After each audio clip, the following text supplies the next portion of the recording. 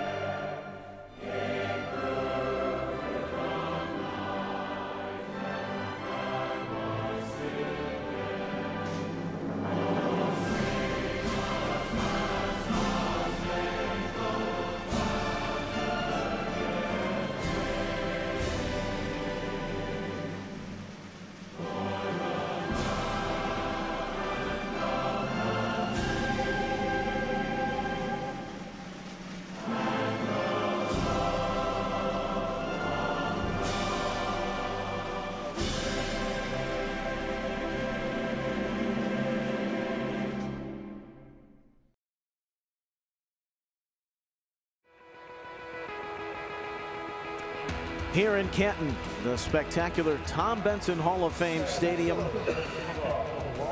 ready for the first ever Youth Football World Championships, the 12 and under division final. Kyler Da Silva kicks off as Hawaii won the toss and deferred till the second half. Okemus Greer falls on it, and Georgia will start with the football. Ray Farmer, former NFL GM, with me. Keys, Ray, as we look at distinct styles for these teams, but similar work ethics. Absolutely. I think the keys to this game are obvious for me. I've followed Georgia since Southeast Regional, and when you look at Georgia, I'm going to use the word control. The team that plays with athleticism and speed, they're going to have to play under control as we have a light mist on the field. Jameer, our sideline reporter, told us the conditions are slick. They're going to have to manage that. And on the flip side, you look at the Hawaii Crusaders, they're going to have to work with precision. Same thing will go for them as far as the detail of their passing game. They're going to have to be precise in how they operate. Movement right from the start.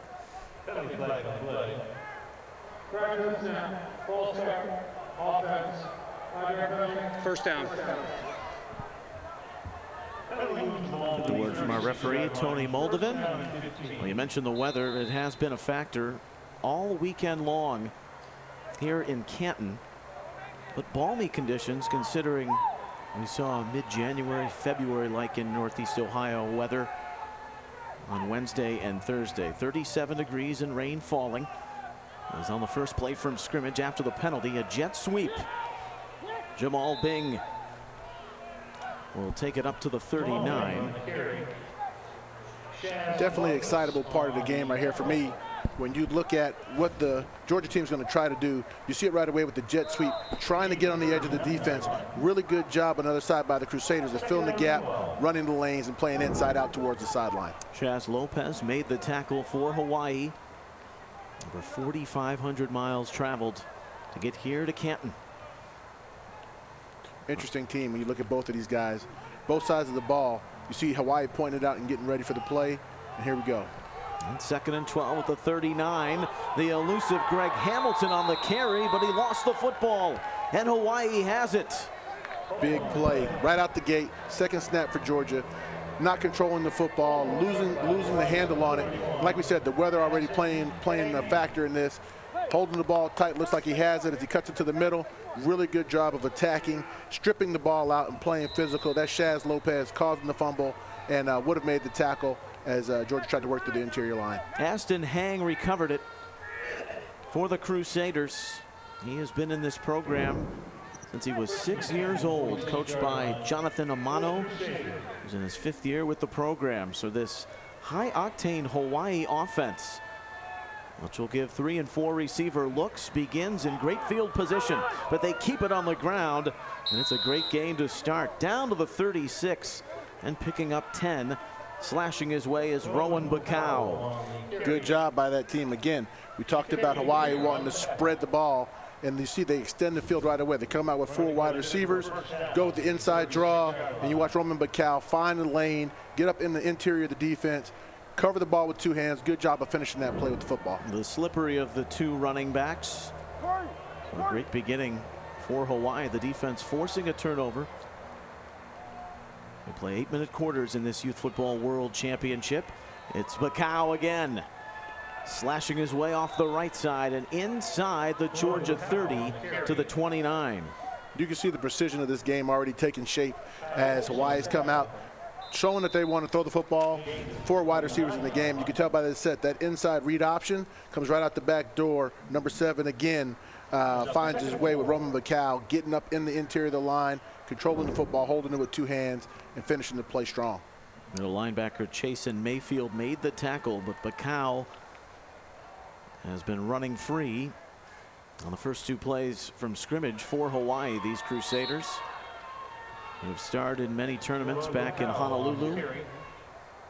In fact, this group, many of them, the core, began as flag football players under their coach Jonathan Amano. Short gain on 2nd down, and it sets up 3rd and short. You can tell these guys trust each other, how they line up, how they play, the plays they run and operate. The execution is there from Hawaii as far as their ability to both see the field and understand what they're trying to accomplish. So that read option look with the 4 wide receivers puts a lot of stress on a young defense to play with intelligence and discipline for that Georgia Stallions team. And it makes it easy for that guy, the quarterback, Ma'afanoti. He's playing up a grade, but he is stellar. Makes the right reads like that one there in the flat.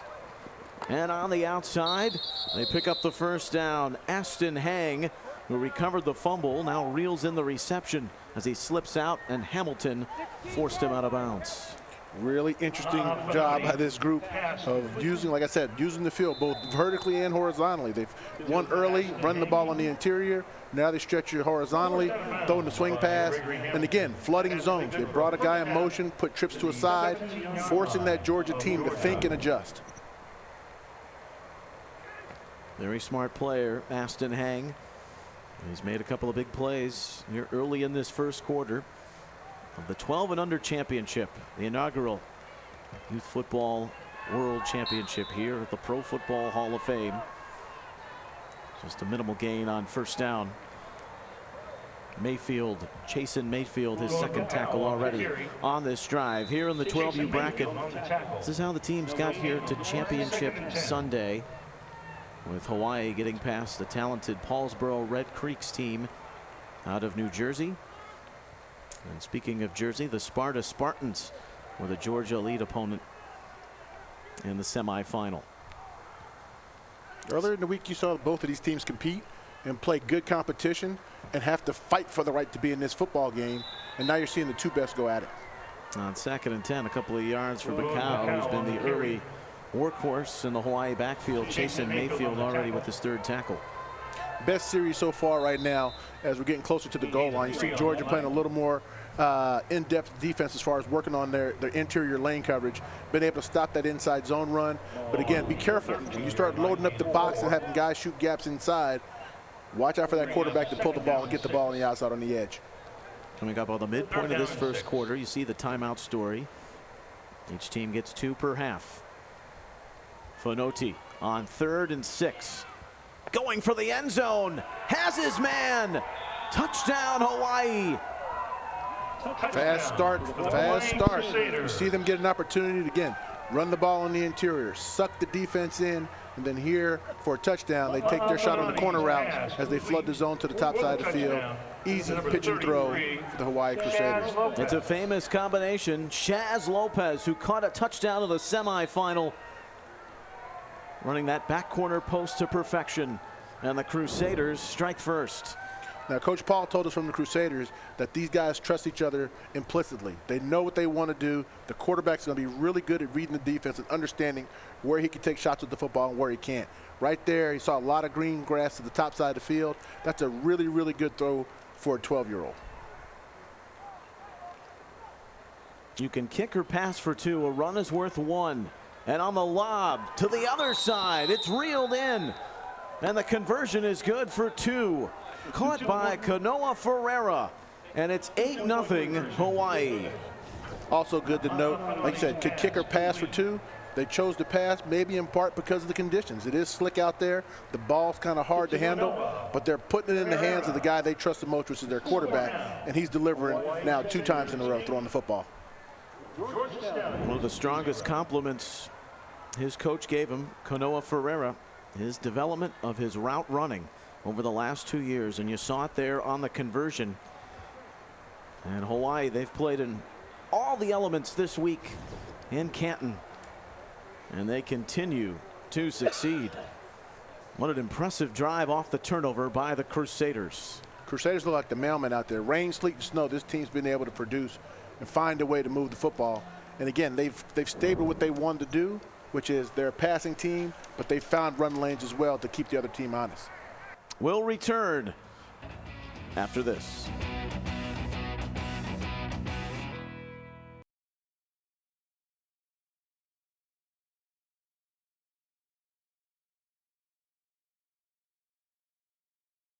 Well, I brought up the fact that they've played flag as a group. A lot of these core players, they had 10 back from last year's team, 13 new additions. But they played at the National Flag Football Finals in Florida. So they've been in big tournaments before as a group. And that kick. It also goes to show, because they played together so long, again, I spoke about the trust earlier. It's a confidence that they have. You watch this team play. You watch them when they interact. Walking through the Hall of Fame earlier, this team's really excited to be not only with each other, but competing together. So with that kick, the Stallions, Georgia will get excellent field position. They turned it over on their first drive. You were talking about some of that decorum that the Hawaii players have shown, and Georgia's shown it too. And being a former NFL GM, I know you're still looking at character for the youngsters. They may be talented football players, but it's never too early to start looking at that aspect.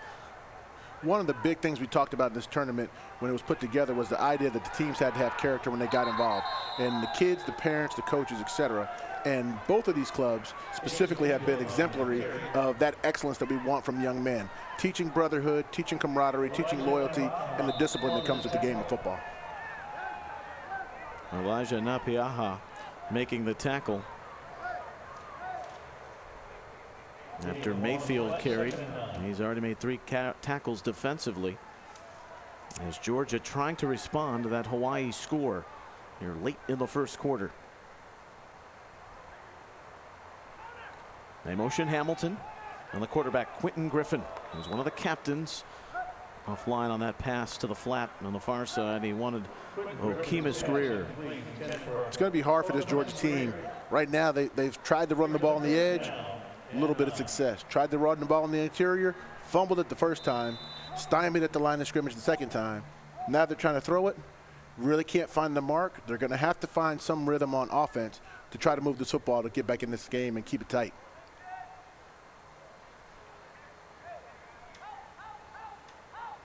These teams, with their league seasons, they've been together since the late summer. And this is when they want to be playing late into the year. And on the toss sweep, Hamilton with a healthy gain and sets up a 3rd and manageable. Good job by this squad. See them getting outside, good blocks, guys finishing their blocks, looking for more work downfield, and a good run by the runner. Finds the lane, plants his foot, gets the ball north-south, and drives his legs and picks up a good gain. You're gonna need a play similar to that on this 4th down to try to convert and keep the ball moving.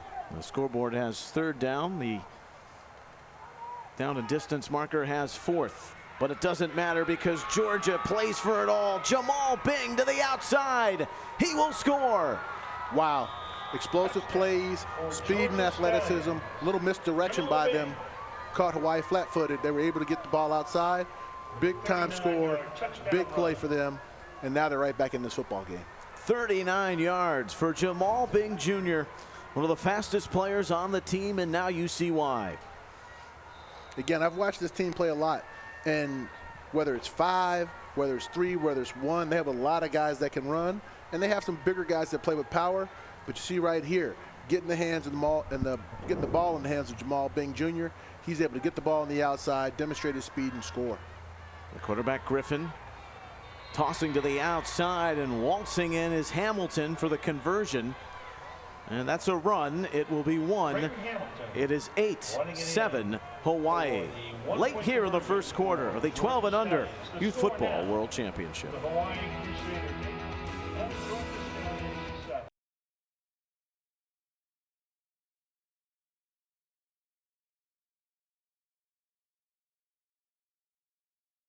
You see the rain coming down here in Canton as the temperature has picked up over the weekend. The Youth Football World Championships, an inaugural event here at the Pro Football Hall of Fame. Most inspiring place on earth. We've had an inspiring start for these teams in the 12 and under championship. Hawaii leading Georgia 8-7. And off of that Bing touchdown, the ensuing kickoff.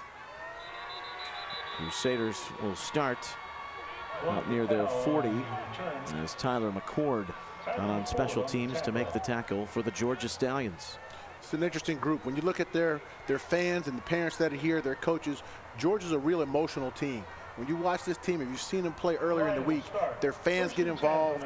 The kids get energized by hearing mom and dad yell in the stands, hearing the coaches yell, and that fuels them. You heard some of that on that last kickoff. I don't know if the fans could hear that, but I heard it up here in the booth. Those fans starting to yell, and those kids will get energized, and they're going to need some of that because this Hawaii team has found a way to move the football on them when they've had it. Could hear those fans' voices through the cold temperatures in the quarterfinals and semifinals to get to this point. Ma'a Fonoti, the quarterback, with a quick flare to the near side and up towards midfield, getting those athletes in space. Kyler De Silva, who has come back in recent weeks from a back injury. He's off to a good start here in this championship. Greg Hamilton knocked him out. Good job right there. Again, going trips and forcing the Georgia team to make adjustments. And if Georgia's not able to adjust, they're going to keep finding these easy pitch and catches. So he just throws to the number 3 receiver, gets a block on the outside lane, and he just runs the ball for 12 yards. Good hit at the end by Hamilton to push him out of bounds, but they're going to have to make some adjustments earlier in the snap count if they're going to hope to stop this Crusader team from moving the football. Spot the ball out at the Georgia 49 where it's 1st and 10. Fonoti on the seam pass and nearly intercepted as it falls incomplete. We check in with Jameer. I got to tell you guys something to add on to what Ray Farmer was mentioning about head coach Orlando from the Georgia Elite. He gave his guys an earful when they were down by 8 points. I don't know what he said. It looked like there was a lot of hand pointing and a lot of hand gestures going on. But these guys bounced back. And to add to that crowd noise over there, these kids been together since they were 6 years old. And now they've come back 7-8. They're only down by 1 point. As we mentioned at the start, many of them from McDonough, which is southeast of Atlanta. They've got the great pass rush on here. Fonoti, though, is tough to bring down. And he will worm his way to the 42 and pick up 7 before he's brought down on another Mayfield stop. Very, very good job by Fenoy right here, avoiding the rush, stepping up in the pocket. He wanted to continue to throw until he saw a lane. Then he just shows his athleticism, his strength, his ability to be elusive and move the football. That's the play right there that Georgia wanted to get for a sack. Couldn't come through with it, and subsequently they get a 7-yard gain by the Crusaders. There is Orlando Jester, 8-year head coach of this 12 and under program. And we had movement. Dead ball, false start, offense number 61, 5-yard penalty, 3rd down. The jokes we tell on the sideline, they call that cheating. No cheating allowed, man. No cheating allowed. You know, these young guys, they're out there battling. And again, elements, a big pressure situation, a lot riding on the line for these kids as far as showing up to an event like this. The World Championship played at the Pro Football Hall of Fame. You know, this is what all kids want to be involved in, is greatness, excellence. That's what the Pro Football Hall of Fame stands for, and that's what they're striving for. And you see some of the angst and anxiety coming out in some of these plays. Makes it 3rd and 8. De Silva started in motion. Finoti is buried. He's dropped like a sack of potatoes at the 47. On the sack, Kamari Lamar bursting through. They say he loves to play in beast mode. Exhibit A. Big time play. You saw him get up in the pocket. Good hit. Not towards the quarterback's head, but good wrap-up tackle underneath the shoulder. Lines him up, drives his feet, finishes the play. Textbook tackle. Good job of using his hands as a defensive lineman. Forced a big 4th down. Hopefully giving Georgia the ball back. It looks like the Crusaders are going to line up and punt, and we'll see how the rest of this drive goes from here. Half a minute remaining in the opening quarter. They're in this 12 and under championship. The Youth Football World Championships in Canton, as Hawaii punts for the first time, and that will go out of bounds at the 40, where Georgia will start with good field position, their 3rd possession. Well, you mentioned some of the emotions. There's the excitement. You're awestruck. You're playing in this emotional place where greatness, as you were alluding to. But have you been surprised by the execution we've seen from both these teams in the first quarter? I have not been surprised by the kids' execution. I have been pleasantly surprised by the coaches. So again, they're putting a lot of pressure on these kids with the variety of looks, the different schemes, the different adjustments they've been employing already in this game to try to gain an advantage. And now you see Georgia coming back again, going with an RPO look themselves with the spread offense. You saw Jonathan Amano, who was in the red ball cap, the 5th-year head coach of the Crusaders, as they try the outside with Hamilton. They've got Hamilton, Mayfield, and Bing. That's an electric backfield. 2 is usually a strong backfield, Ray, but 3, this Georgia team has it. And again, that variety and the different skill sets that those kids possess give them an opportunity to run the ball both inside with, trying to think, 44 is generally his number, but he's done a good job. 21 tonight. So he's 21 tonight. So Mayfield is the guy that's a power back. The other 2 guys more speed and agility. Good opening 8 minutes in the 12 and under championship of the inaugural Youth Football World Championship here in Canton.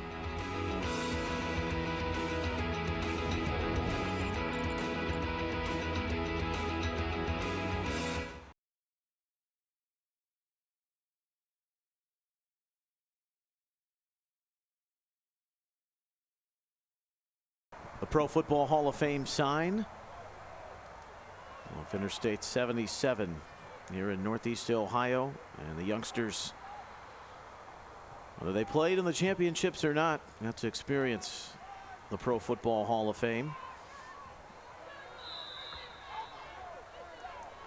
Earlier this week they had a media day as a good run to start on the beginning of this second quarter by Mayfield and a tackle by Lopez. But they had a media day. It was a real professional experience going back to the middle of the week before the quarterfinals kicked off, right? Absolutely. Good run by Mayfield, but more importantly, I had a chance to talk to Coach Orlando Jester of the Georgia Elite Stallions, and they talked about the lessons learned by bringing these kids to Canton, Ohio. He spoke about brotherhood and how these guys not only have their own bond, but get to demonstrate that bond in football and going out here and competing and putting it on the line. The Hall of Fame means a lot of things to a lot of people, But I think specifically for that Georgia team, they were able to come here and demonstrate to those kids exactly where life could take them if they stuck together, worked hard, and chased their dreams. And he said the kids were really, really fired up about seeing all the different experiences you have here. But it's the ability now to come on the field and demonstrate they're the best in the world that they're really excited about tonight. Nice double team tackle by Moore and Lopez to bottle up Mayfield and set up a 4th and 2 for Georgia. Trailing by 1. It's their 3rd possession. They turned it over. That led to the Hawaii points, but came right back down the field on the ground. And off that toss to the outside, keeping his legs going, churning out the yards is Hamilton. He's got a Stallions first down to keep the drive going. Good job by that Georgia team right there. Again, you can see they've done a lot of variety of things. Here they are with 3 in the backfield. They've come out and spread. They've given you RPO looks. They've given you the wishbone look, but they've been able to find some pay dirt with that 3 in the backfield and picking which poison they want to try to give towards the Crusaders. Time's out on the field for an injured player. We have an injured Crusader down on the field. We'll step out and check in on the injured Crusader when we return.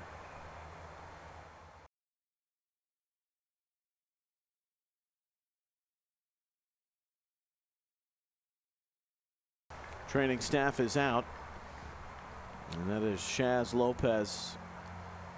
He's such a huge part of this Hawaii team. He caught the touchdown in the first quarter and plays safety on defense. And his head coach on the left side of your screen helping him off. So you hope he's okay, because he's a big part of their success, not only here in Canton, but what they've done in their league season. Absolutely. Again, you've seen the young man show up here tonight already. He caused the fumble on the opening drive for Georgia. Like you said, he caught the touchdown pass as well. And his head coach referenced his team when they had their chance to go through the hall. And one of the big things he talked about was how big of a leader that young man was, and then how leadership plays a part on his team. So from the quarterback and Maya Fanoti, and as well as Shaz Lopez, guys like that, and demonstrating to each kid how they too can be leaders, even though it might be in their own way. So even though you're not the star on the team, everybody on this team has a role, is respected, and given an opportunity to shine. And I think that's important for all kids to understand, is that no matter how high it is, you too can achieve and be excellent. Off play action on first down, the pass is incomplete. Jacorian Greer, the intended receiver. Kanoa Ferreira replacing Lopez. Griffin's pass incomplete, intended for As Griffin hasn't had to put it in the air that often because the ground game has been working so well. And now they try and take advantage of excellent field position on this, their 3rd drive of the opening half, trailing 8-7. Interesting position by Georgia. I think I've seen more production out of them when they've had the 3 in the backfield, but they continue to try to spread the field and give Hawaii something else to look at. It'll be interesting to see how this kind of plays out, this chess game early, to see where they settle in and actually try to make their hay on the football field. Jason Mayfield in the backfield with Griffin. As they send a man in motion, and the pass up top. Well, it looked like a chance at an interception, then right through the hands of the intended receiver. Hang was in coverage and had the initial good look. Greer was the intended receiver for Georgia. Really good job by that Crusaders team of playing the ball, understanding the leverage, forcing the quarterback to go vertical and outside. You thought when they motioned the trips they'd have a chance to come over here to the wide side of the field. Quarterback took the backside option, but really good coverage and play by that Crusaders defense.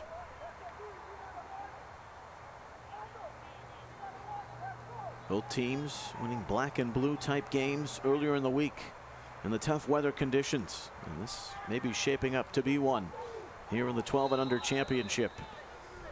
Off the left side, Bing, who has the Stallions touchdown, roars for 5 and sets up 3rd and 5. And the tackle by Bacau. That same look again, 3 in the backfield running off tackle. They found a way to have success. Bing one way, using Hamilton the other, occasionally giving the ball to Mayfield as well. And they got to find the rhythm. And as soon as they find the rhythm, Georgia's going to make it interesting to make Hawaii come up and stop their interior and exterior run. Here's your wishbone look, Ray, on 4th down and 6. And on the rollout, the pass is caught. Jacorian Greer breaks away. Jacorian Greer to the end zone. Touchdown, Georgia. I love it. For the Stallions. All of the time we've had here, we've told the kids they have the ability to celebrate as long as they do it tastefully. And they've all been so conditioned to give the ball to the official. You know what they do? They give it right back to the official. No one celebrated. No one tried to create an opportunity to stand up for themselves. They're going to do exactly what they've been told to do all year long, which is play tastefully, play respectfully. And you saw it. You saw the Crusader defender help up a Georgia defender, receiver on the last opportunity. Now they score a touchdown. He scores, gives the ball to the official. Good play all around. We'll return after this.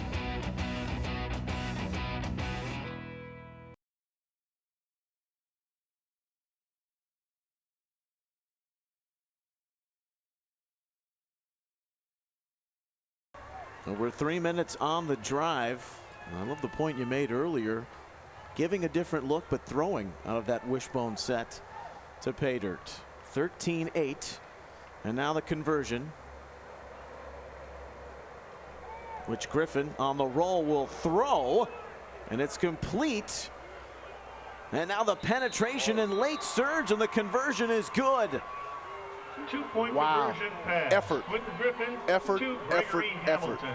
Great job. Again, great job by the Crusaders coming up. Made the hit right after the catch. Thought he held him out. You can see on the replay, completion. Good form. Didn't wrap, but he was in good position. They wrap him up. You think he has him. And watch the fight. He stays on his feet. His teammates come to his aid, and somehow Hamilton crosses that line and picks up another 2 points for the Georgia Stallions. First thing his coach said, Orlando Jester, about Hamilton, he is aggressive, and he fought into the end zone for the 2-point conversion. Georgia up 15-8.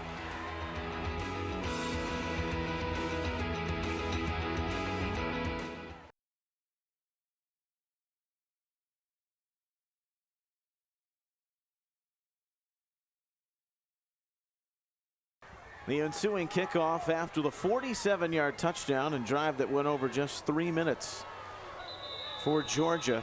And a big injury to Shaz Lopez on that drive for the Hawaii defense. More on that with Jameer. Yes, Neil, Shaz Lopez sustained a right ankle injury as he was putting his shoe back on. He was grimacing, and his return is questionable. Back to you. All right, thanks, Jameer. That would be a big loss, Ray, for what he does, not only in the receiving game, but one of their better tacklers. Absolutely. I mean, he really, in my opinion, is the heartbeat of the team. I understand the quarterback has been efficient. He's been effective. He's a good player. But Shaz Lopez means so much to the Crusaders team on how he both affects both sides of the ball. Like I said, he caused the first fumble. He's been on several tackles already in this game, and he's made the biggest play for them offensively with the long touchdown reception. At the 35, this drive starts for Hawaii as they wear all black. It's the all white of Georgia. Here in this 12 and under championship, Jackson Griffin stepping up from his linebacker spot to make the tackle on Rowan Bacau. Good job, you see right there, as they fit it up in the run game. He's not able to get all the way through as Georgia leaks off of some blocks right there. I think that's 31. That is 31. That gets a chance to grab him by his shoe and drag him down. But again, you got to have guys playing the detail. You see Jackson Griffin right there sliding off a block, holding on for dear life. Otherwise, that could have been a really big play. Steps down on that defensive line and really contains the edge well, and he has another tackle inside once more on Bacau. He's got the majority of the work out of the Hawaii backfield here in this first half. I want to say on the other end, I think that's Orlando Jester's son, Orlando Jester Jr., who came off the top side, had the other side of that protection. Again, another kid that they talk about, plays fast, aggressive, tough, physical. Big kid, but also an athlete. You saw him come off the edge there and stop that run for no gain. 15 unanswered points for Georgia here in this championship. On the quick slant, it's complete. Ashton Hang into Stallions territory to the 45 on a rope thrown by Fanotti. Tyler McCord making the tackle. You see on the replay, makes the quick read, finds Hang on the slant, able to complete the ball. Hang then does a good job of finishing the run. The interesting part about this is they've been inside, outside with their passing game. They've thrown some corner routes. They've thrown now a slant. They've thrown some swing passes. They kind of keep Georgia trying to get them unbalanced with where are they going? Are they going to run vertical? Are they going to run ins? Are they going to run outs? Good job of both execution and playmaking by the Crusaders offense. So a big gain of 14, and into Georgia territory goes Hawaii. Fenoti spins out of a jam and then throws a pass that's intercepted. It's picked off, and down the sideline goes McCord. Tyler McCord scores. Wow, big play by McCord. Great job early in the down by Fenoti to escape the pressure, get an opportunity to get out of the pocket.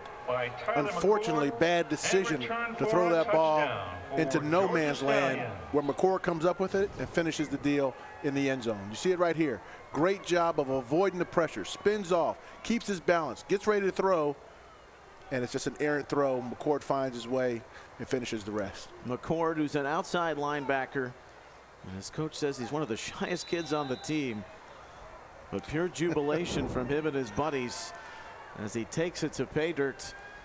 And how about Georgia, the Stallions? They like to go as the elite Stallions, and they've been elite since falling behind 8-0. He may be shy, but he'll have something to talk about on the way home now. He'll remember that for the rest of his life. On the conversion, they keep it on the ground, and it will fail. As the give going up the middle. Kama Roman coming in to make the tackle. I think that was Ty Hosley with the Georgia team. No good.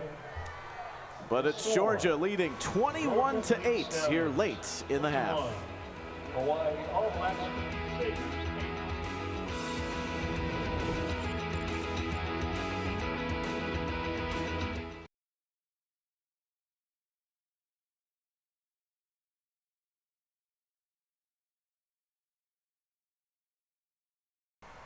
21 straight points for the Georgia Stallions, 12 and under. The Football World Championship. Quentin Griffin, the quarterback, also has the kicking duties and chops that down where it's returned by De Silva, one of the Hawaii captains. They'll start on their own 41. Field position hasn't been the problem, but as of late it's been Georgia's execution that has risen above. Yeah, that, again, like I said, Georgia's full of athletes. They got a bunch of kids that can run, catch the ball, and play in space. The interesting part for Hawaii is they've found opportunities, but there's been some critical breakdowns that have cost them. Again, the last one obvious, quarterback throws a pick six, but then prior to that, just missing tackles and letting guys leak off. Both of those plays that Georgia scored on previously, the last two times, both contested at the line of scrimmage. Their motto from a few weeks back was, we want to go to Ohio. They're here and making an impact, and they have an interception. Second straight pick thrown by Fenoti. Wow. Greer reels it in. What a pick. Amazing play. You watch them see it, high point the ball. One of the things you talk about every time a kid's in football, you see it right here. Fenoti makes the read, has an opportunity, gets the ball out before he gets hit, makes a good throw. Both guys go to high point the ball, and you'll see it here at the conclusion of this play. Right there, he just gets out jumped. Great concentration there by Greer to come down with that pick, maintain his balance, and control the football. So the Greers have been special. Jakorian with the 47-yard touchdown reception. And now Okimis with the pick off the deflection.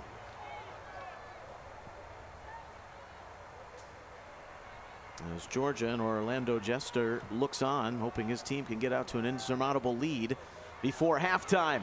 They just may. Greg Hamilton. He will go. Touchdown, Georgia. Speed and athleticism, getting the ball out on the edge, finding lanes to run with it, and then finish it in the end zone.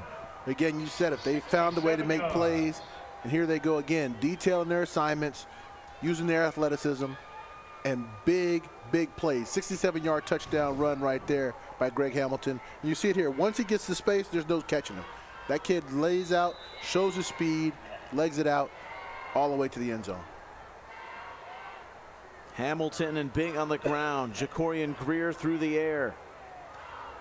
And a pick six as well. 67 yards on the scamper. And he is up to 89 yards on the ground. Interesting decision here, whether they'll run or pass it. And again, they go to the draw and pick up the one. Mayfield into the end zone for the conversion. Running in the extra point. And the lead is 20 at 28-8. As Georgia, who fell behind by 8, has not looked back as they've turned it up to a championship level here in Canton.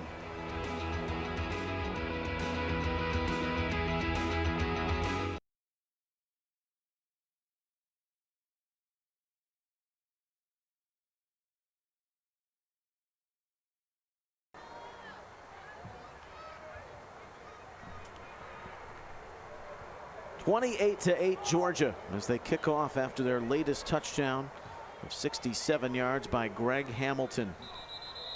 Tyler McCord, who's been excellent defensively and now on special teams, making the tackle off the kickoff. So the lead is 24 points or more in this Youth Football World Championship is where a running clock situation is put into play. So not quite there yet, but Georgia is flying around the field on both sides of the ball. Definitely making plays and finding opportunities and creating some on their own. So again, that last interception by Georgia was just an athletic play in a competitive situation for a 50-50 ball. On the flip side, Hawaii's got to get back to doing what they do well. I mean, they came out early in this game and they had some RPOs, that's run pass options for everybody that doesn't know. And in those run pass options, they ran the ball a lot and they got positive yards on first down. They've had some success running Dead it. ball, snap infraction on the center, 5-yard penalty, first down.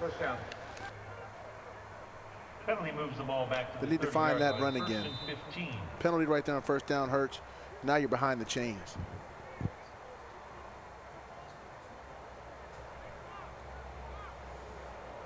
So off schedule.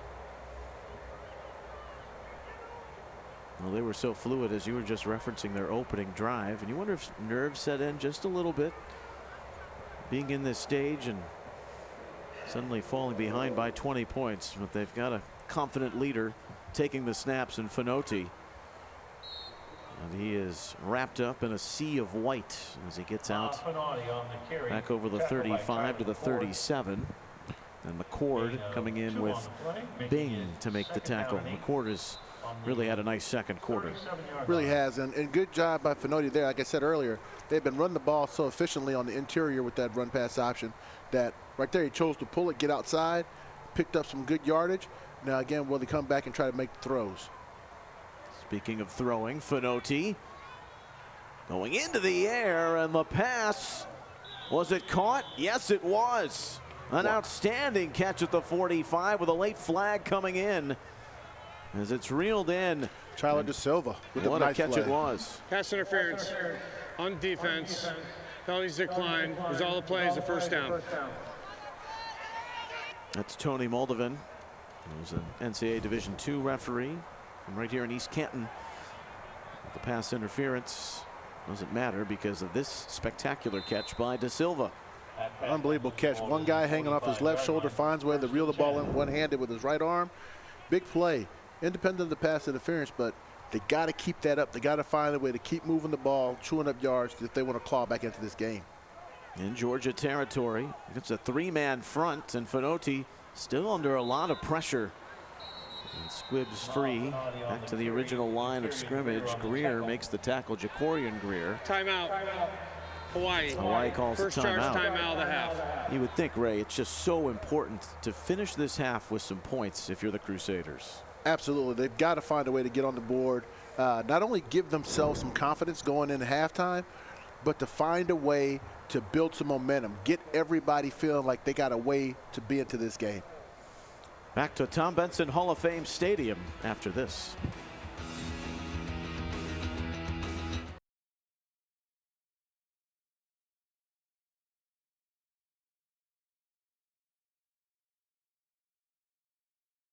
So out of the timeout, 1st and 10 at the 45 for Hawaii.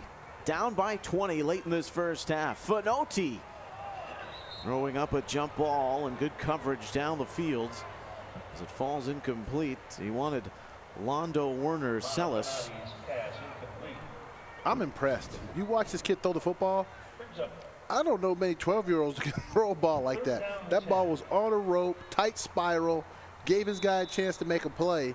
And independent of the outcome, the ball's incomplete. Great competitive side by Georgia playing good defense. But nonetheless, he's throwing the ball well. He's just got to find some more lanes and opportunities to complete passes or go back to the run game that was so effective early on the first drive. Okemus Greer in coverage. He's got one of the 2 interceptions for the Stallions. And they're doing it on both sides of the football, trying to win this 12 and under championship. Off the low snap, Fonoti has no chance. Orlando Jester Jr. Dad is smiling. Those hurt right there, though. Fumbled snap, low snap. Fonoti, who's been elusive in the pocket and for the most part hasn't been able to take sacks like that, doesn't really have an opportunity. Jester just so quick off the ball, beats his man, keeps his eyes up, finds a way to finish the tackle for a sack. Timeout, Georgia. First charge timeout at half. And Georgia wisely calling a timeout, knowing it's a 4th and 16, and they may get a crack at getting the football back. If they get that football back and they can hit another home run, and all of a sudden you're in a running clock situation for the entire second half, and has a chance to not only steal momentum, but pretty much put this thing on the wrong side for the Crusaders, because 35-8 going into halftime seems like an insurmountable lead going into the second half. You know, we've seen these teams over the course of the last 72 hours or so here in Canton. One of the core values is commitment, and think of the communities and these kids being together. Georgia, for instance, they've played together since they were 6 years old. There is that sense of a family with this group, and it's showing with flying colors here in the championship. The coach mentioned it, like I said earlier, when they took their tour through the hall, it was about brotherhood. And that's one of the big tenets of if you talk about the guys that are in the Hall of Fame, they speak of it as a brotherhood. I think it just kind of echoes what Coach Jester was saying. And here we go again, interception for the Georgia Stallions. His second pick. He's going to go. Okemus Greer running into the history books, perhaps. A second interception, this one for a touchdown. And Georgia has blown it open. Timeout for injury. Injury timeout.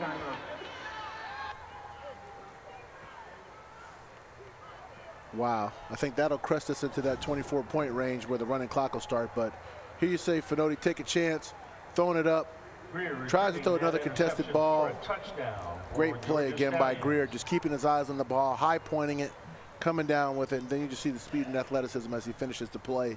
But Hawaii taking a lot of opportunities trying to throw the ball vertical when they were having a lot of success early throwing it lateral. He's not all that big, but he's got a big heart. He's fearless, and he's made big plays in coverage on the deep ball, and this one he'll never forget. Second pick on the day. I mean, that's big time for a kid. You get a chance to play in a venue like this, Tom Benson Stadium. He's running, gets a pick, makes a play, and now his second one of the day goes for a touchdown. Injured Hawaiian player at the 35.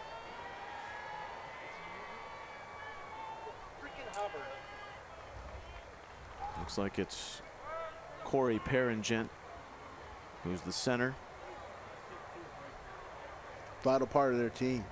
Coach said he's super smart, keeps things organized, makes the calls and the checks on the front so they can protect up front. But they've had some protection issues, but losing him would be a big blow to their offensive side. These are very humble kids. Great work ethic. Jonathan Amano kept referencing that with all of his players. It's such a long journey to get here, 2 connecting flights. Of course, they really did enjoy their journey into the Hall of Fame. They did enjoy the journey to the Hall of Fame, and speaking to their coach, he made the point of how much of an impact it had on the kids from Hawaii. They have a Hall of Fame in Hawaii for all of the Polynesian players that have come over and played football, and tons of great names, tons of guys for them to hang a hat on. But it was really the culmination of them getting to the Hall of Fame here in Canton that demonstrated the opportunity to play for those that came before you, the respect for the game, the ability to see the heroes that built this game into what it is today. And he educated them more and more about football and the opportunities that football can present. They looked at this journey and trip as one of those major opportunities for these young men. Final timeout of the half. Will return after this.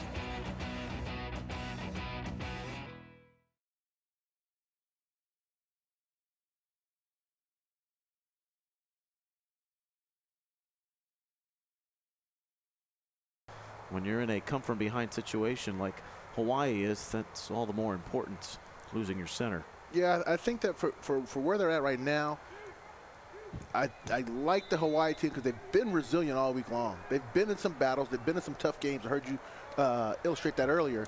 The reality for where they're at right now, they haven't been in a hole this deep. And sometimes I think in some of the body language of the kids, you can see that it's looking like desperation time for them to make some big plays or hit some home runs or give them some sort of spark to try to lead into halftime or in the second half. Holsey is down to make the tackle on Werner Sellis. Holsey on the tackle. Let's not forget, this Crusader team, they have skilled players. They have players that can make plays. They just got to get opportunity to get their hands on the football. So whether it's going back to the corner route that they found success on earlier with flood in the zone, whether it's throwing the ball laterally on some rocket sweeps, they've got to find a way to move the football. But with 21 seconds left to go in the half, it's not a lot of time for them to mount a drive. They're going to need a big play for it to happen. But when you take chances for big plays offensively, you give the chance for a defense to make a big play the other way. And Georgia's capitalized on that so far here in the first half.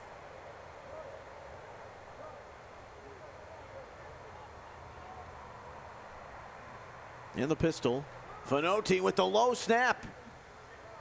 And near disaster once again for Hawaii, as Hang will fall on it. He'll hang on just barely. Aston Hangy on the recovery. Well, the clock should be running here. Yeah, tough one right there. Low snap. Again, we just talked about the center being on the sideline, and right away go to shotgun, get a rolled back snap. The quarterback's unable to field it cleanly. Ball squirts out, and this should take us to halftime. And it will. No further damage done, but Georgia looking half. every bit the part Of our in the first 16 minutes of this 12 and under Youth Football World Championship here in Canton. And the Hawaii All Blacks The Stallions looking special in all facets of the game. Jameer down on the sideline. Coach, your team was able to get up on Georgia by 8 points early on. Just moving forward as you head into the next quarter, next half, what do you want to see from your team? Just execution. You know, we got to execute well. We got to make adjustments. We're going to figure it out right now and just come out here second half and get a better performance. Thank you, Coach. All right, you heard it, execution. Some big injuries too. Two critical Crusaders. Long way back for Hawaii. Georgia in great position to take the inaugural title in 12 and under. Highlights on the other side.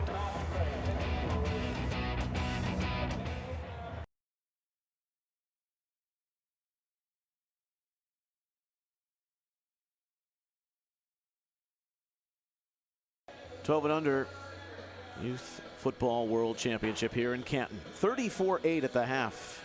Georgia, the Elite Stallions, lead the Crusaders of Hawaii. The first half pictures here in Canton.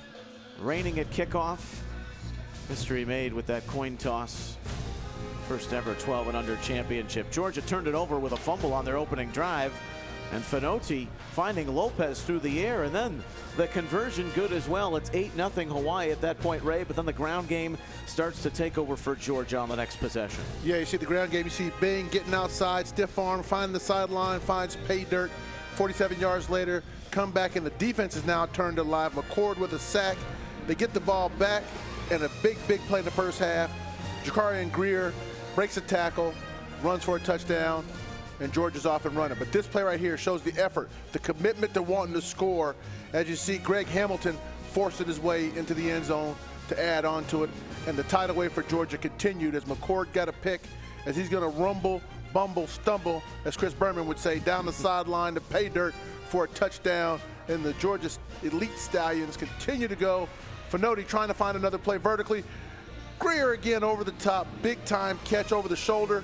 One of 2 picks he had in the half results in Greg Hamilton finding space down the right sideline, and his speed takes over. And you see the Georgia athletes running up and down the field in the first half with a bunch of big plays. There's Greg Hamilton on the second pick. He's going to finish it up all the way down the sideline as he finishes it. Second pick of the half, touchdown, big lead for Georgia. Second pick returned for a touchdown. Akeemus Greer, quite the half. Same for Georgia and the Elite Stallions. They lead 34-8.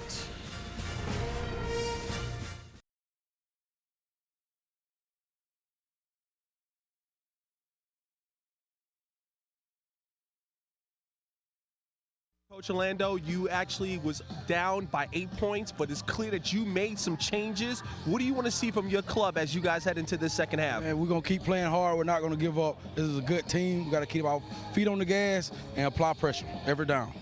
During halftime, what was your message to your team? Hey, keep your foot on the gas. Don't give up. They're a good team that can come back at any time. They got a great passing game. Keep doing what you're doing. Good luck to you, Coach. Thank you. We'll return after this.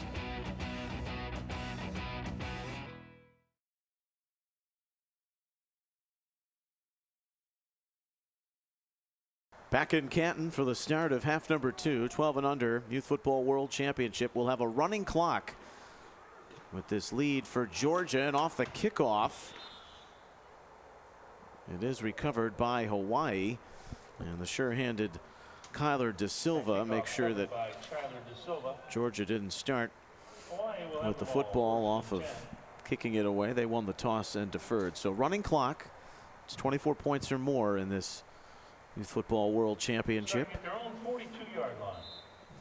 Difficult circumstances here for the Crusaders. They've lost 2 vital parts due to injury in the first half, and here they come out in the second half. They're going to have to find a rhythm or find a way to move the football. Finotti has been their guy. He's been good with the precision passing game. They've just faltered here early, and they got to find a way to crawl back out. The start on the ground. Kamari Lamar with the big sack in the first half, along with Jester Jr. will make the tackle on Bacau. That speed off the edge for the Georgia defense has been giving the Crusaders issues. The quarterback has found room to step up in the pocket, but now with some issues at center, and I can't tell right now from the angle I have whether or not Oliveris was able to come back into the game at center, but if they're unable to replace him, they're unable to replace Lopez, it's going to be rough sledding for the Crusaders the rest of the way. Out of the pistol with a 4 wide receiver set, and there's just no time for Finotti. Swarmed in by that Georgia defense, and you see a variety of guys coming in to bail in on that play, but Coach Jester said it coming out of half. Defense wins championships. It's not just a cliche, it rings true, and they've dominated tonight with 2 picks, a sack. You can add another one to that on the last play, and 2 touchdowns tonight. One by the big man McCord. McCord took his to the house. Greer took one of his 2 to the house. It's been an interesting dynamic when you look at this Georgia defense, that they found ways to make plays and do exactly what they're doing now, which is getting the quarterback uncomfortable in the pocket. We now have to join our game in progress here on CBS Sports Network. Oh no, not good. And Finotti from the backside, he did not see the oncoming pressure of Tyler McCord. Well, McCord has been an absolute star here in the championship. That front for Georgia is showed up, both rushing the passer. McCord got a pick earlier in the game, which I don't know if he was anticipating playing in the secondary a little bit, but he found a way to secure one and take it to the end zone. And they just keep applying pressure. Coach Jester said coming out after halftime, they're going to continue to add pressure, continue to force them to play, because they think this team's an explosive team, but tonight they've controlled it with their own explosive plays on defense. Pass into the near side, flat is high. Again, opportunities trying to get the ball towards the sideline. And again, they have to find a way to get the ball vertically down the field. Did a good job on the earlier slant. mishap in protection. Finoti's played well. He's thrown some really good balls. He's had a really good week. And interestingly enough, it'll be interesting to see, again, like I said, where these kids show up later on in life, because I think you'll hear from a lot of them moving on. That pass tipped by Jacorian Greer in coverage and falls to the turf. Kyler De Silva Finati's pass incomplete. was the intended target. Down and 16. It is 4th and 16. And what is likely going to be the final play here in the 12 and under championship. Really good job by both teams of being good sports, playing competitive, but, you know, fighting away and competing. I think that's the biggest part of this week that I'll take away, is that these kids competed every single opportunity they had on the field to get after it, to finish plays, to detail their assignments. And again, that was a big part of the game for the Crusaders to win, was to be able to play in this inclement weather with the light rain that we had here earlier in the game in Northeast Ohio late in December. Stallions like to call themselves the Elite Stallions. They truly are. Georgia has won the 12 and under Youth Football World Championship here in Canton. 40-8, the final score, as they dominate on both sides of the football after falling behind 8-0, 40 unanswered points. They never look back, and they look strong doing it, Ray. We'll return with the championship presentation after this.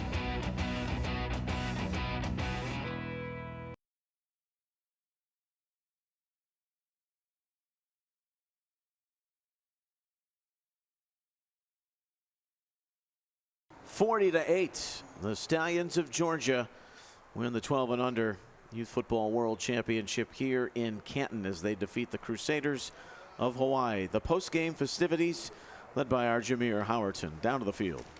Therese Hamilton, congratulations. You are the Shadow Man, a.k.a. MVP of this game. Accept this T-shirt here. How does it feel, sir? It feels good. I've been working hard every year, and I made it. Talk about this overall experience. What's it been like for you to come here to the Pro Football Hall of Fame and see these great legends that have built the game that you love? It's been good because I've been with my brothers all day, and I'm just happy to experience this. And yeah. Congratulations to you. Let's bring in head coach. Coach, congratulations to you. What does this win mean to you? Man, it means everything to us, man. That's me, my team. Man, I got the best coaching staff in the world. Hey, I ain't do it by myself. Can I bring my coaches up? Bring your coaches up, sir. Bring your coaches up. Congratulations, guys. I'm bring my coaches up, man. We did this, man. We worked hard. You know, they selected me to be head coach, and hey, man, I appreciate everything y'all did for us. And hey, if we could, we'll come back again, man, if y'all invite us to this thing. Last question for you, Coach. You guys got the championship belt that Mr. Rich McGinnis is going to present to you right now. Coach, on behalf of the Pro Football Hall of Fame and the National Championship, your team represented great values and all the Hall of Fame values, and it's been a wonderful road watching you guys from Georgia work your way all the way up to Canton, Ohio. Great game against Sparta yesterday, intense game, right? And what a game today. You guys dominated. I know you need a belt, Coach, in your closet, so I want to show you one that we got for you, and it is the 2017 National Champion 12U World Champions, Coach. World Champions. Congratulations, Coach. Congratulations. Thank you. World Champions. I'll tell you this. I'm proud of that group. I watched that group in the Southeast region win it, and they came here with a mission. They said they were going to be focused and keep their guys on point and play hard. McDonough, Georgia can be proud. Their kids making memories here in Canton as they win the 12 and under Youth Football World Championship 40-8.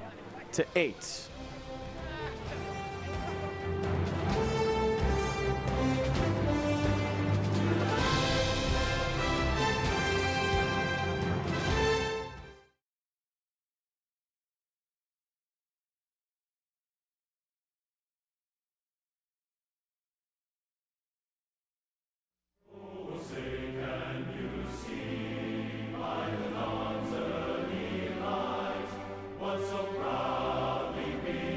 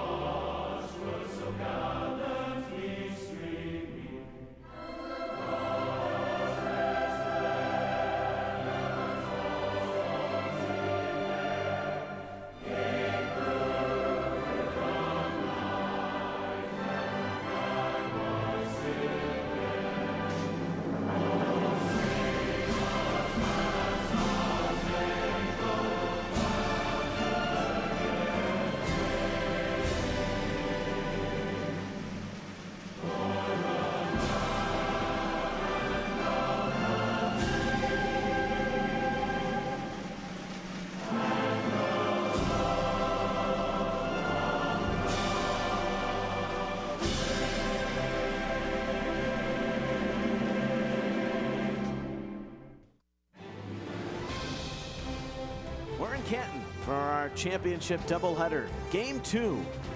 And one of the top title tilts of the weekend, the 14 Under Championship. 8th graders here at Tom Benson Hall of Fame Stadium. Creek Red Nation from Colorado and the University City Lions. They're from the St. Louis, Missouri area. Their last games of youth football. He'll seek a Ray Farmer, Jameer Howerton. We're so glad you're aboard. Or the signature event in youth football, the Youth Football World Championships here in Canton, birthplace of the NFL, going back to 1920. In white is Creek Red Nation. They kick off. They're one of the premier youth programs in the country. They've been together 10 years. The ball replaced at the 35-yard line, right hash, first down. And you see the instructions of Tony Moldovan, who's our referee from East Canton. And with it, that kick out of bounds. And so U City gets the football first. Athletes all over the field, Ray, as they'll try and exploit some space against a very disciplined Creek Red Nation. They get the football first at the 35, coming out in all red. That's what they're going to need to do. They're going to need to spread the field and try to win in space, because there's a big size difference I see when you look at that Creek Red Nation squad and this U City squad. They run the jet sweep. Kieran Blankumsey, but they fake to him. And it is Jason Easley, the quarterback. He's a good basketball player. Stepping out right in front of the head coach. That's Kenny Markiel. Long history as a youth football coach. He had 3 games with the New Orleans Saints back in 1987. And his son is a linebacker at Texas A&M, Santino. He was an outstanding youth football and prep star in his own right. 8-minute quarters in this Youth Football World Championship. They're at the stunning Tom Benson Hall of Fame Stadium. Easley with that pass behind the line of scrimmage. And needing to jump on it is Blankumsey. And he is blanketed at the 22, Reese Miller. And right now, Creek Red Nation flying to the football on the opening 2 plays from scrimmage. This doesn't look good as an early start. I mean, you look at this team, and again, the size up front seems to be in Creek Red Nation's favor. And then now the precision of the passing game and the inconsistency they had on the opening handoff, and now their first pass from scrimmage. U City Lions are going to have to play a lot better moving forward if they help move this football against this Creek Red Nation group. I should correct myself. That was Kevin Coleman, the intended target on that last pass, and he was and has been the star of this team. He had 3 touchdowns in the semifinal. Plays safe on 3rd down. Kumari Smith, who's the leader of that defense. As you get a look at the U City sideline, the man all covered up there, Taj McDade, who's been the head coach for 8 years. He's had 2 cycles. He started as, actually, interesting story, as the assistant at the start of the season, but his offense goes in the wrong direction to begin. Oh, bad play. But a loose football off of the muff punt. And we'll see who came up with it. And they say it still belongs to Creek Red Nation. Smith somehow got in there amongst 3 red shirts and keeps possession. Wow. That's a Houdini play if I've ever seen one. Punt off his foot. It seems like they're going to let the ball go dead, and then for some reason, Ford dives in there, and if it's not for Kumari Smith, they turn that ball over and give another opportunity. I don't know what Reese Miller was thinking when he went to try to field the football. I formation to begin with great field position. Now the execution of this Creek Red Nation team, some of the best you'll see, as the give off that left side with Wells stepping up to make the tackle. Reese Miller on the carry. There he is. Only 145 pounds, but that leg drive is very impressive, Ray. I'm impressed overall by how these kids play football. You watch that last transition. They come out, pro set, shift, realign, defense makes an adjustment, linebackers walk down the paint, they get gap sound. I think that's what this game is evolving to, is kids playing the ball at a much higher level much earlier. Reese Miller to the outside. Big time run. Loss and containment right there. So again, I praise them on one side of the coin. They come back, they miss leverage on the next one, and Reese Miller is able to bounce the ball outside and make a big play. You see it right here. There's no contain. So they wall off the whole outside. He's just running free to daylight. Big play down the right sideline. And if it's not for the speed and athleticism of this U City team, then that play would have gone for 6. He goes for 20 yards on 2nd and 7. And the Creek's in business.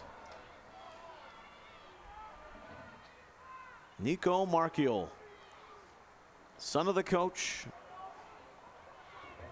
and fell into the quarterback position, but he has become quite the player directing this offense as they go straight ahead on the dive. That's Xavier Carroll. It's the best fullback in this program, which has been around over the last decade. Centrally located in Denver and the suburbs there. And a timeout here as we're approaching the midpoint of the first quarter. And U City has some things to discuss because Creek Nation has started this one very strong in the 14U title. They really have. They've come out, they've asserted their dominance on defense with pressure up front. And again, U City's had their own mishaps. They've caused a lot of it amongst themselves with poor snap on the beginning on offense, errant throw on 2nd down. They came back and ran the ball on 3rd down for limited yardage. Now they punt, had a chance for a big play, couldn't recover it, and now you see Creek Red Nation methodically driving the ball down the field. Fullback dive, edge play, changing formations, doing everything they can in a controlled manner to demonstrate and really assert their power in this game. So they're winning the game up front, and it's showing right now as they continue to drive the football down on their first opportunity with it. A good field position to start. Second and 5 from the 17-yard line. It's 2nd and 5 at the University City 17. This youth football program in red goes back to the 60s. On the give, it's A.J. Harris. These kids are flying around now. You saw it right there. Try to run the ball off tackle, and you see red shirts just flying through the picture as they're trying to penetrate this Creek Red Nation offensive line to gain depth into the backfield. Big 3rd down coming up. Probably need a tackle for loss or some sort of big play to prevent Creek Red Nation from going forward on 4th, but we'll see how this plays out. In the eye on 3rd and 3. At the Lion 14. A.J. Harris. And good interior tackling there. Demarion Hood was just in his 2nd year in football. Number 14 in red, stepping up into the gap and making a good stop. You see it right there. The other side of the ball for this U City team, they're just trying to penetrate the offensive line. It's been rough sledding for those guys, just trying to get off blocks, get into the backfield with an opportunity to make a tackle. Every time they get a chance, it seems like they're grazing the running back, and they've made 2 good stops the last time because they've gotten good leather on the running back when he's gotten close to the hole. So a relatively big play early in this one here in the 14U championship here in Canton. The soon-to-be prep stars all across the country. Reese Miller to the outside. Reese Miller. Uh-oh, interesting call here. Look, he fumbled that football right around the goal line, but they're going to call him out prior to the ball coming loose because has that ball been fumbled and then exited the end zone, it's a touchback, and it would have been a really big play. We'll get a chance to see the replay here. Play they ran earlier, gets the outside, no contain, breaks the tackle, 42 right there. That ball, I don't know. There's no replay, but seems like that ball got fumbled and exited the side of the end zone and probably should have ended up with U City. Jalen Carson tried to strip it away, and as Ray mentions, there's no replay in the youth game, so the benefit to Creek Red with that ball going out of bounds before the pylon and setting up a 1st and goal at the 1. They applaud the penalty. That'll be a 3.5-inch penalty right here. Legal substitution. Well, so far, Reese Miller's been able to get to the edge. He has been able to get to the edge, and that's really been the story of this first drive, is the inability of U City to control the edge of the defense, specifically on their left side. They've gotten 2 big runs down that right side, one for 28 yards previously in the drive, and then just subsequently heading down to the 1-yard line. Another good run by Miller forced them out at the 1. So they got to shore up their assignments and alignments on defense to really take care of the football. But they've done a good job adjusting to the motions and the shifts by Creek Red Nation, but obviously it's thrown them off in some capacity because they keep falling short in that one area. Got out to a big lead and never looked back against Benicia. In fact, neither team has given up a point in the quarterfinal or semifinal rounds. That could change here as Markiel falls over center and into the end zone for the first score in this 14U championship. Nico Martial with a touchdown run of 1 yard. Big on big, and you see it right there. Creek Red Nation able to force their way into the end zone on the replay. Simple quarterback sneak, quarterback stays in the pocket, and the surge up front is just enough to carry him into the end zone. Got some help from his fullback, Xavier Carroll. And he used that leverage. The drive, the precision, the blocking of that offensive line, it's pretty powerful up front. 6-0, and now the conversion. Be interesting to see what they do. They've had success running the ball early. It'll be interesting to see where they throw some passes down here and try and get that 2 versus the 1. They'll run a lot of I. And here's a power look with Markiel on the rollout. There's a wide open man, but off target. Lob that up for Jarique Jackson. But it falls incomplete, and so the lead remains 6-0. Creek Red. 44-yard drive. 3 minutes and 10 seconds. It leads to that man's touchdown. The son of the coach and in a football family puts him up 6-0 here in Canton. Interesting first possession by both teams. U City on the one side couldn't really find a rhythm, fumble on the opening snap, scramble out of bounds, throw an errant pass, get tackled, punt the ball, have a chance for a turnover, don't get it. And then the methodical, disciplined architecture of that Creek Red Nation offense to run the ball, come back to plays with different looks, hit the outside of the U City defense, get some big plays, finally squirt the ball in on a quarterback sneak. But inevitably it comes down to you got to find a way to make the adjustments and play the detail of your assignments. That's where U City's losing right now, and that's subsequently the score is 6-0. The question is, can they come back, find more rhythm on offense, find a way to get those athletes they have in the space, which they've done a good job of this week, and we'll see if they can get that done. Humari Smith, who's the emotional leader of this team and handles the kickoffs, and he's 0 for 2 as he puts it out of bounds. And good field position to begin for U City as they'll try and respond. The first possession did not go as planned under the siege of the Creek defense. Both of these teams have been really good all week, though. Again, talking about specific defensively, pitching shutouts, playing good on offense, finding a way to create points. I think they've done it in different fashions. You've seen, at least I've seen U City make probably more plays of just getting the ball wide in space and getting guys running off edges versus Creek Nation's found a way to power you, throw it, run it. They've kind of had their will in some respects of how they wanted to score. But again, different programs. One program has a chance to play and travel and do some different things and put kids in different situations. And they even said themselves they came here thinking this is our field and we're going to play this like it's a home game. So a lot of confidence from that Creek Red Nation squad. Taj McDade elected to have the Creek kickoff once more, which they will do at their 35. On a cue shot to the 41. And some elusive running, but after circling around, it's Corey Lawrence with Ray J. Brooks making the tackle. Lawrence, one of the stars to keep an eye on for U City. That's a great 4-yard run back. A lot of elusiveness, made a lot of moves, trying to find space. No space to be had right now against this Creek Red Nation defense. whether it's on kickoff or whether they're on offense. So, again, excited to see what U City's going to try here now in their second possession of the quarter. Well, we see greatness a lot in Canton, Ray, and sometimes it is methodical. It takes a process a long time, right?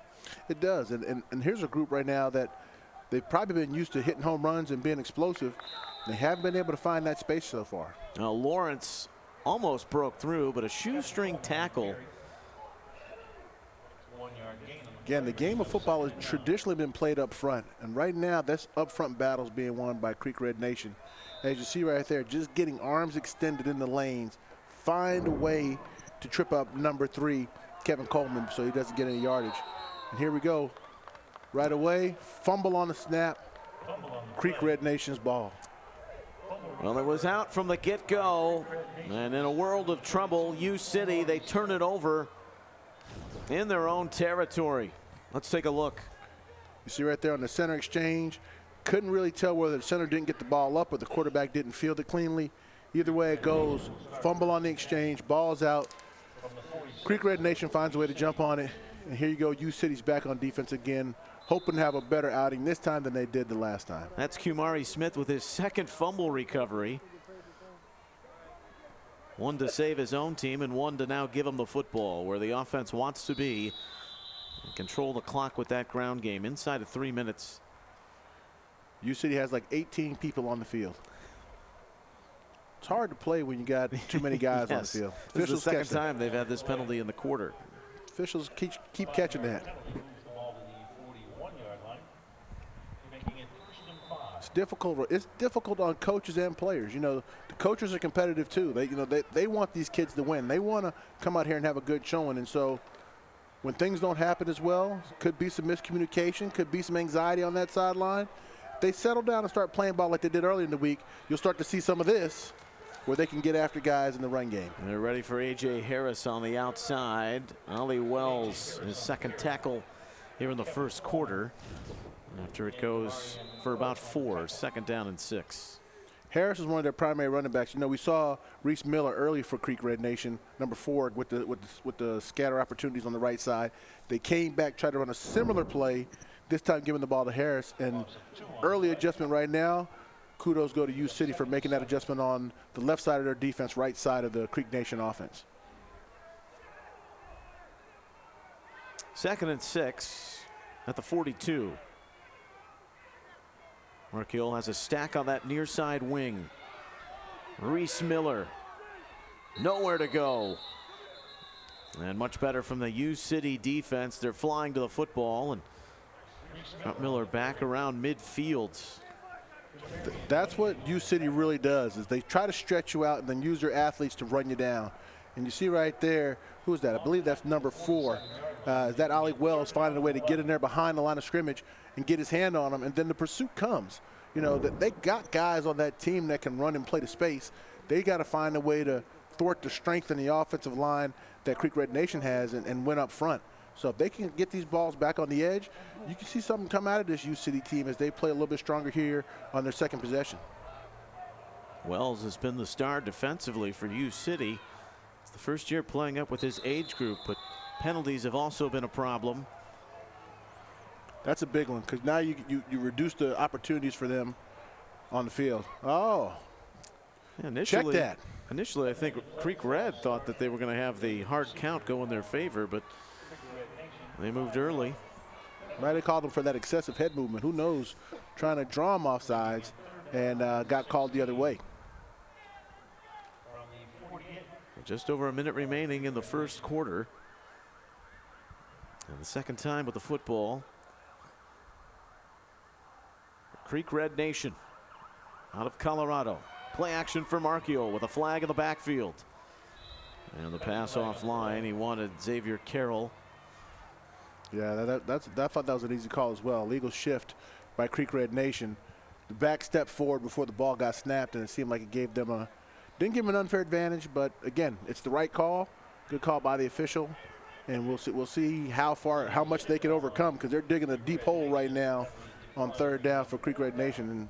But did they decline it? And here we go to fourth down, and see if they can't beat the sticks. Yeah, well, it's fair to say we haven't had a lot of ebb and flow, but a lot of stopping and starting. here in this first quarter as the penalties mount up. Ken Markiel didn't like that last series. 4th and 16. Markiel to the air. Intercepted. Wow, down the sideline he's going. Blankumsey finds a way to get past 1, past 2, past 3. He's gonna go. Touchdown, U City. Wow. Wow. Athletes in space. Markiel couldn't make the pass, threw a dangerous pass trying to complete the seam route.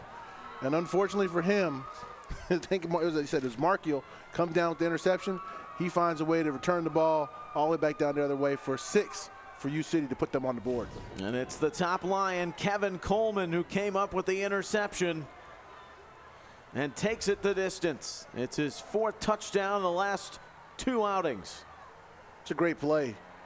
Feathered the guy, played him inside leverage, found a way to see the football thrown, high pointed the football, never impacted the receiver at all, made a great play, and then a great run to finish it up for 6 points. Out of the wishbone for the conversion. Running worth 1, passing or kicking worth 2, and this will go nowhere. The give to Lawrence, so it is 6-6 as both conversions have failed, and it's the U City defense turning the screws and using one of their most elusive players, Coleman, in the secondary to sit back, make the pick, and then make some moves to the end zone. Great play by, again, like I said, by their team. The interesting part is that they have not moved the ball at all on offense. Even on the 2-point conversion, minus 2 yards. So again, let's go back. Here you see it right here. They hand the ball off, inside handoff. There's nowhere to go. That run got stacked up 2-3 yards behind the line of scrimmage off the initial snap of the ball. So U City's going to have to find a different way to move the football offensively. Maybe get their quarterback involved and running some quarterback draws or put him back into the mix that way. But the early pass hadn't worked. The edge runs haven't worked. The interior runs haven't worked. So Creek Red Nation has probably got some confidence in their defense. But the offense got to find a way to not make those kind of mistakes they made last time out. 58 yards on the return for Coleman, who plans on attending Trinity Catholic next fall to play his high school football in St. Louis, which is a program with a lot of pedigree. Again, it seems like every kid we've seen here is going to college next year, and they're 8th graders. These guys have been playing really good football and demonstrate that they're capable of playing well beyond the youth ranks and in the high school and beyond.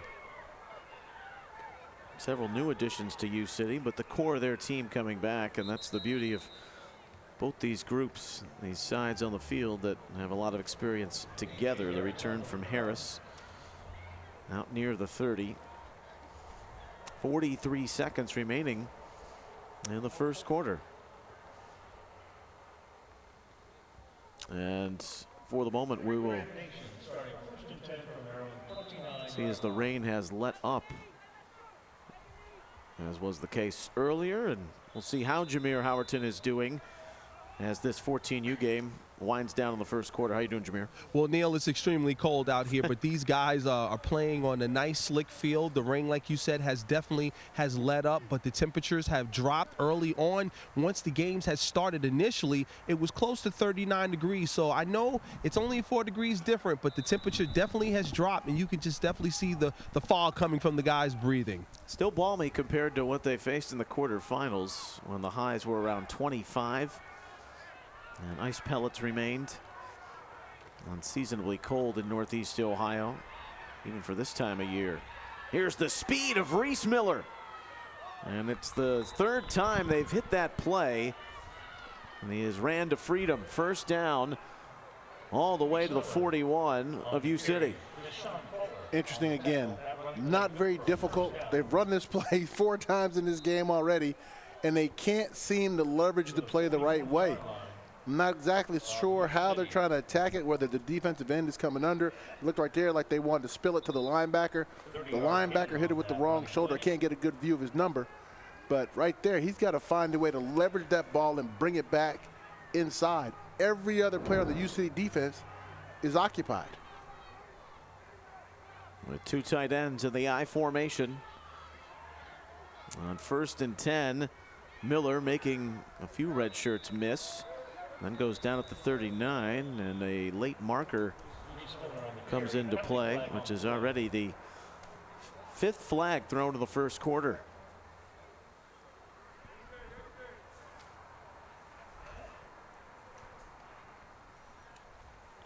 Be interesting to see what they march off here. Opportunity for U City to get back in it, but penalty's going to go against them. Against U City.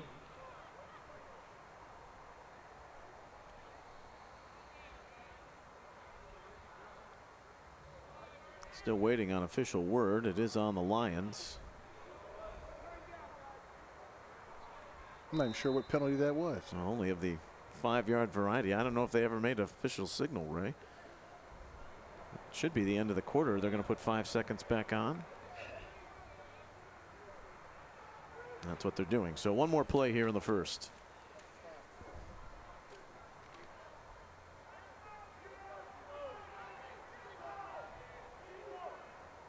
Out of the eye, which is their bread and butter formation. And this time the edge. There's nowhere to go. Ollie Wells careening in to make his 4th tackle of the quarter with some help from his friends. And that concludes the opening 8 minutes here in the 14U championship in Canton. 6-6 back. The most inspiring place on earth after this.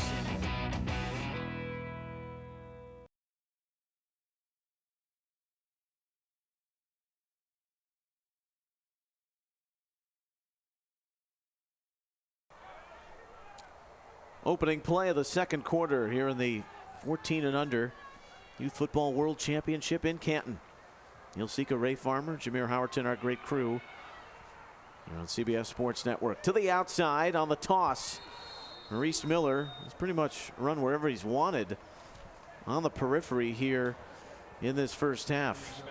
As long as he's worked to that right side, he's found space every single time. When he works left, he hasn't been able to have the same kind of success. So whatever they're doing on the left side of this U City defense, they're going to have to correct.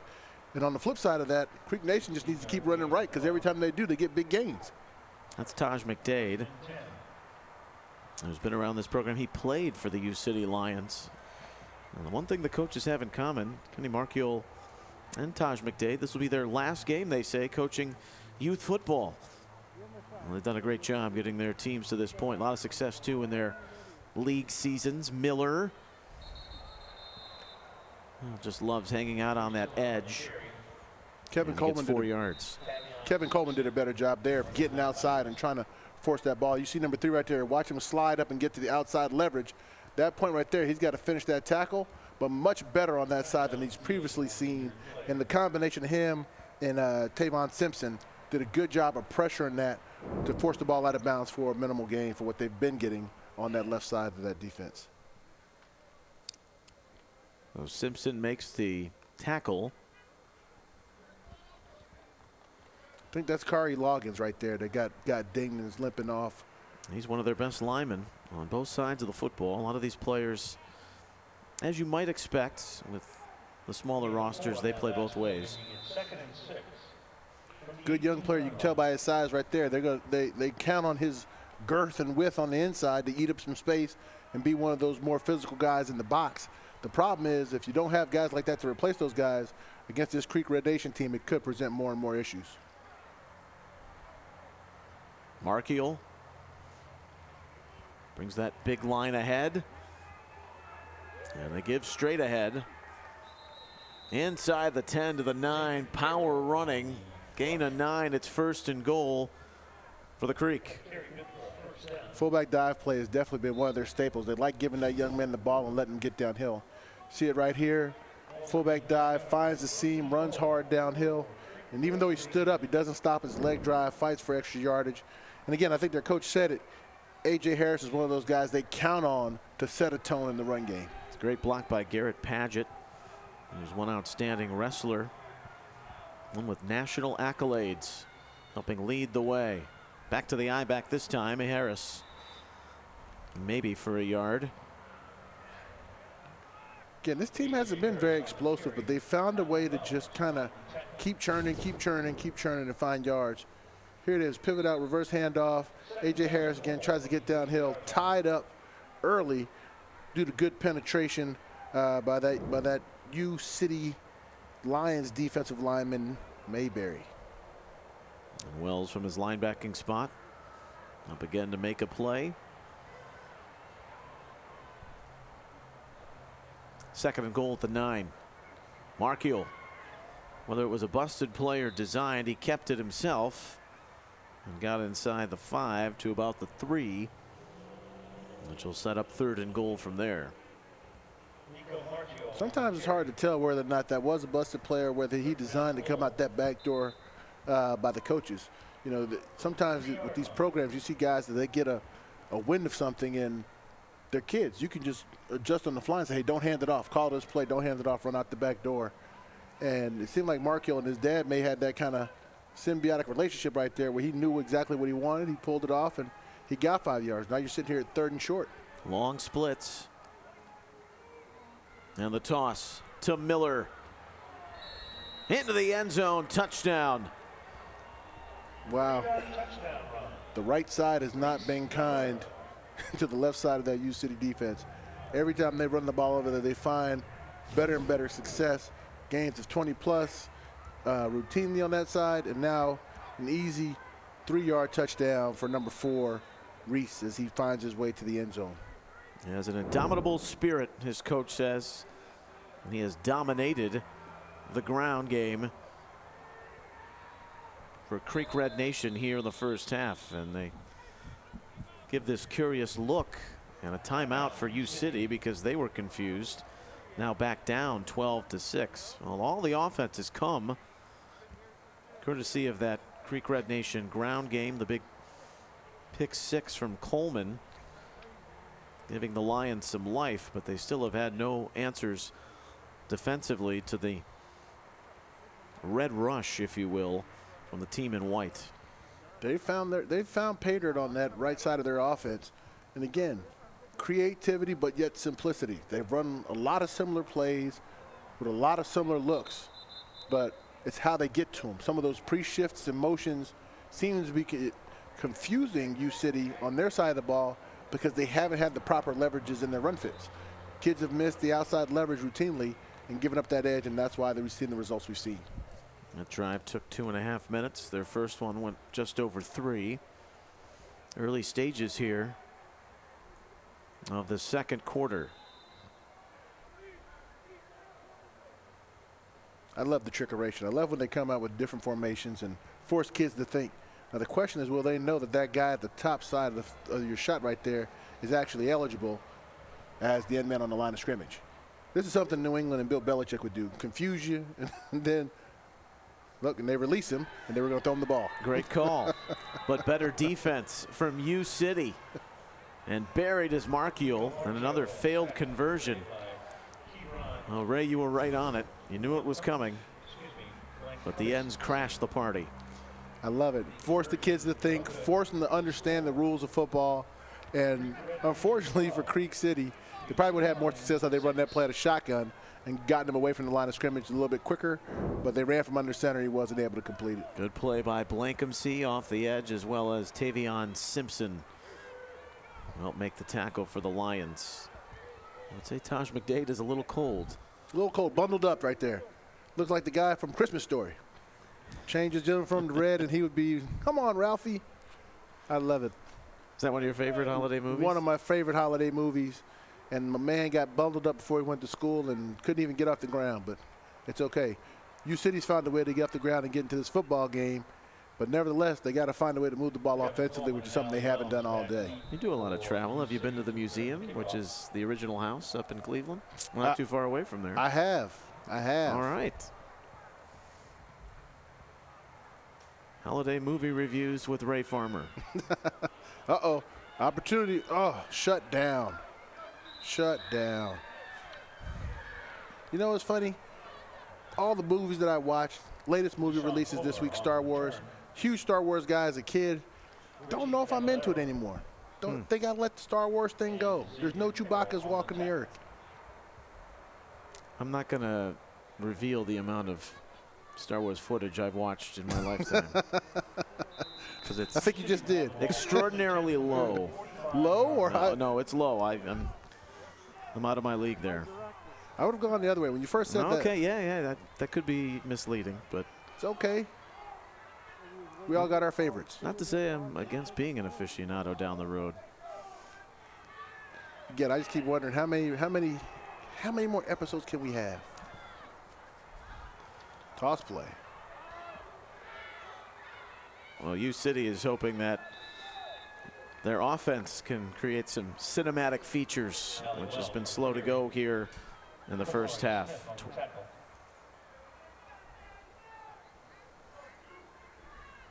Kumari Smith making the stop. Creek Red Nation, of course, great holiday movies, great football movies. Yes. Sports movies. The 85 Bears is going to premiere here at the Hall of Fame January 3rd. Of course, the Chicago Bears have the most entrants in the Pro Football Hall of Fame, over 30. That movie's supposed to go to the movies on January 29th. We're going to be there. You're going to be there? I'm going to make sure that I go see that. I'm going to watch I the think Bears. It'll be spectacular. I can't wait to.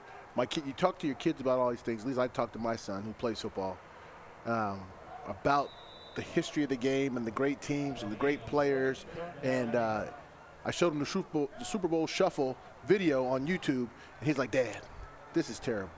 And I was like, you got to understand, this is the first one ever of a team deciding to do something out of the box, and then how they played to back that up is what made it that much more special. At the time, it was revolutionary. It was revolutionary. So now I got to take him to see the movie to educate him even more about the great things that happened in Chicago, specifically in 1985. Well, this Youth Football World Championship, revolutionary, 14U title game.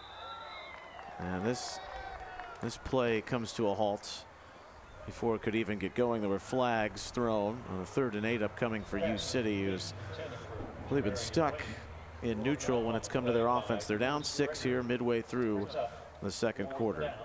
Favorite football movie? Do you have one? Probably The Program. Ooh, nice. Probably The Program. See, I could have gone with all the older movies. I could have gone Rudy. Could have gone Brian's Song. Could have gone a lot of directions. I chose one that happened to be shot on Duke University's campus where I went to school when I was in college. So I got a lot of buddies that were in the movie, extras walking around.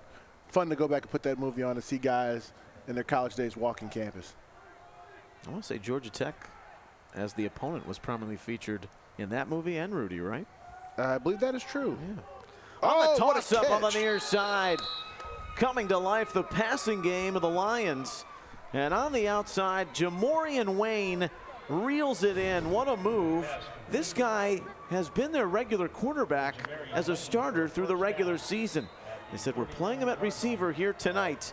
And you can see why. The nice move on the coverage. That was phenomenal. He came back underneath, made the catch, and if he finds a way to stay on his feet, he scores easily. But again, moving him from quarterback to wide receiver, you can see this kid is a natural athlete and able to adjust to the football and make plays. Mention athletes. There are so many basketball stars, up-and-comers with this program at U City. Xavier Carroll makes the tackle. And that is a big pickup on that throw coming from Jason Easley to Wayne, and keeping the drive alive, which was going the other way. 2nd down and 7 from the 36-yard Really good drive by there, getting the ball on the inside, driving his legs, bouncing off first would-be tackler, finding a way to get positive yards out of that inside for fullback handoff.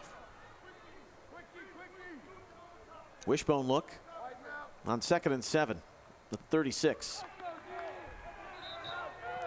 Don't know if that's going to work against this Creek Red Nation squad. That inside hitter against the beef that they have on the other side of the ball just hasn't been there all day. The key need to continue to try to find a way to get this ball to space and use their athletes. Garrett Paget making the tackle on the inside run, which came from Wells. You get the feeling while they haven't had this robust offense, they're making just enough plays, U City right now, Ray, to hang right in there, which is where they want to be, considering all the time with the football that Creek has had in this first half. Creek has definitely had the ball and had the advantage as far as the consistency of moving it.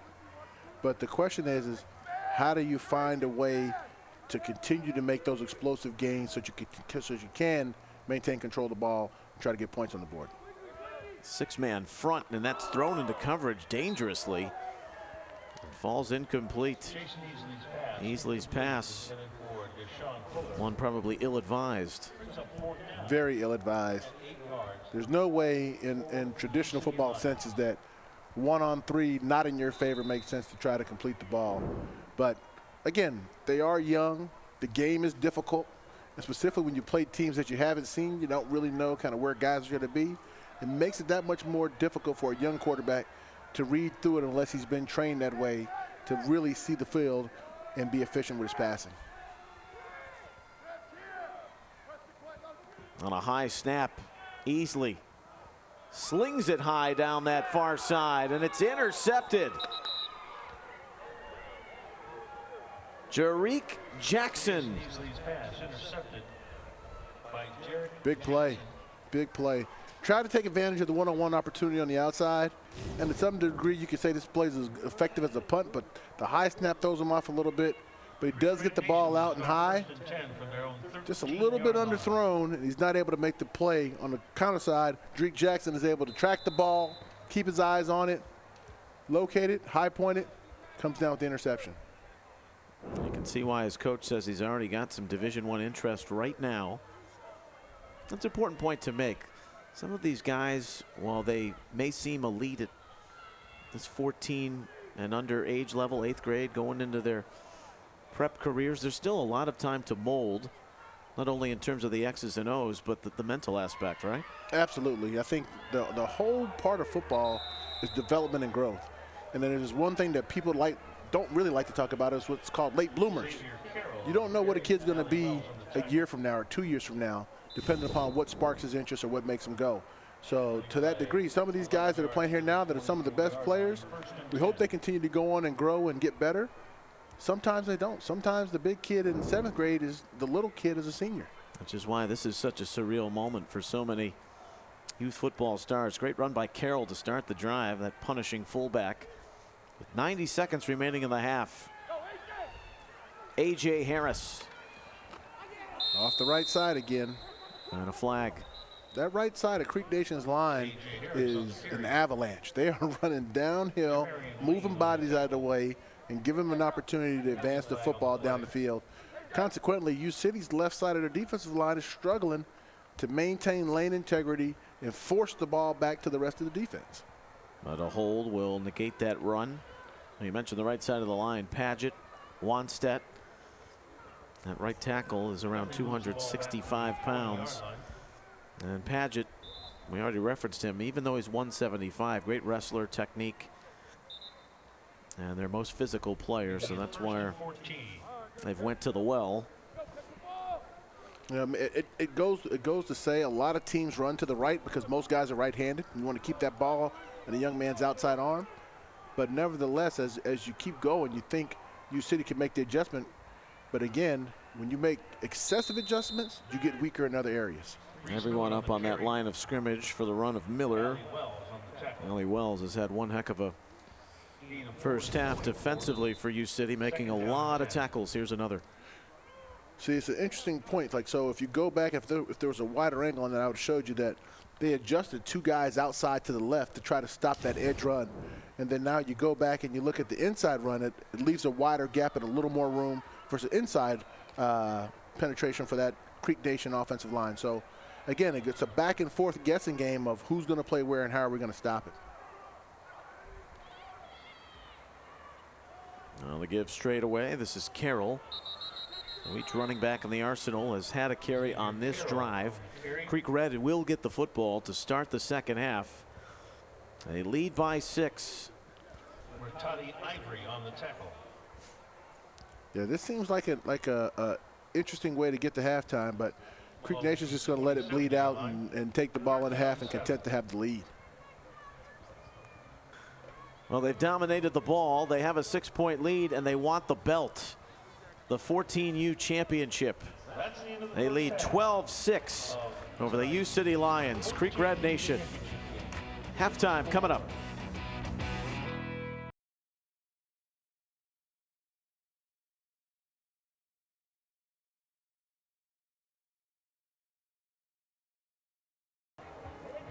12-6 as we're getting close to the start of the third quarter here in the 14U Youth Football World Championship in Canton.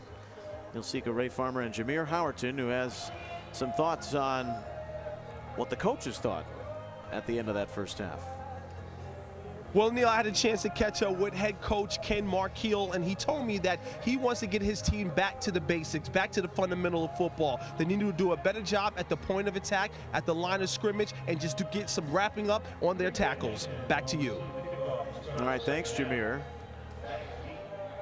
I would say they've done a pretty decent job of moving the football. They have a couple of scores. They've definitely been the more efficient of the two as far as maintaining drives and showing some consistency to the offense. But you can see why Ken Markeel probably doesn't like to pass all that often, because the one time they went for the big play, Coleman made him pay. Really good job right now covering this kick, but you're absolutely right. If you don't have a lot of confidence in the guy pulling the trigger, throwing the ball down the field, it's hard to continue to call plays that put him in that environment. Reese Miller returns this third quarter kickoff with Creek Red Nation. A couple of players that hail from northern Colorado, Fort Collins, and even down south, but much concentrated around Denver. Ken Markeel, a huge proponent of that team philosophy, spending a lot of time together watching film. It created a family within the Centennial State suburbs. Mayo makes the tackle on the opening play of the third quarter on the Miller carry, who's got one touchdown here in this 14U championship. Just underway in the third quarter. Coach Markeel said it, though. You referenced the point of these guys watching film. He said they watch as much as 4 hours of film a week, which is a lot of film for a kid to watch preparing for a Pop Warner game. And they got to watch an hour of film by themselves. So, you know, it's the commitment that I think he's looking for, and that commitment to the game shows itself in the discipline and the direction in which they're able to play with in these games. Miller, tough sledding on the outside. Jamorian Wayne, who had the big catch as a receiver in that first half, and then Corey Lawrence was really the heart and soul of the linebackers and on the tackle. We heard from a coach from U City prior to the half about them making adjustments to both the play calls and then really just the alignments and the assignments that the kids have. You see it early right now. They've made some pretty good adjustments, at least in these first two snaps, of playing the right games, playing the right lanes, wrapping up tackling, and getting guys on the ground.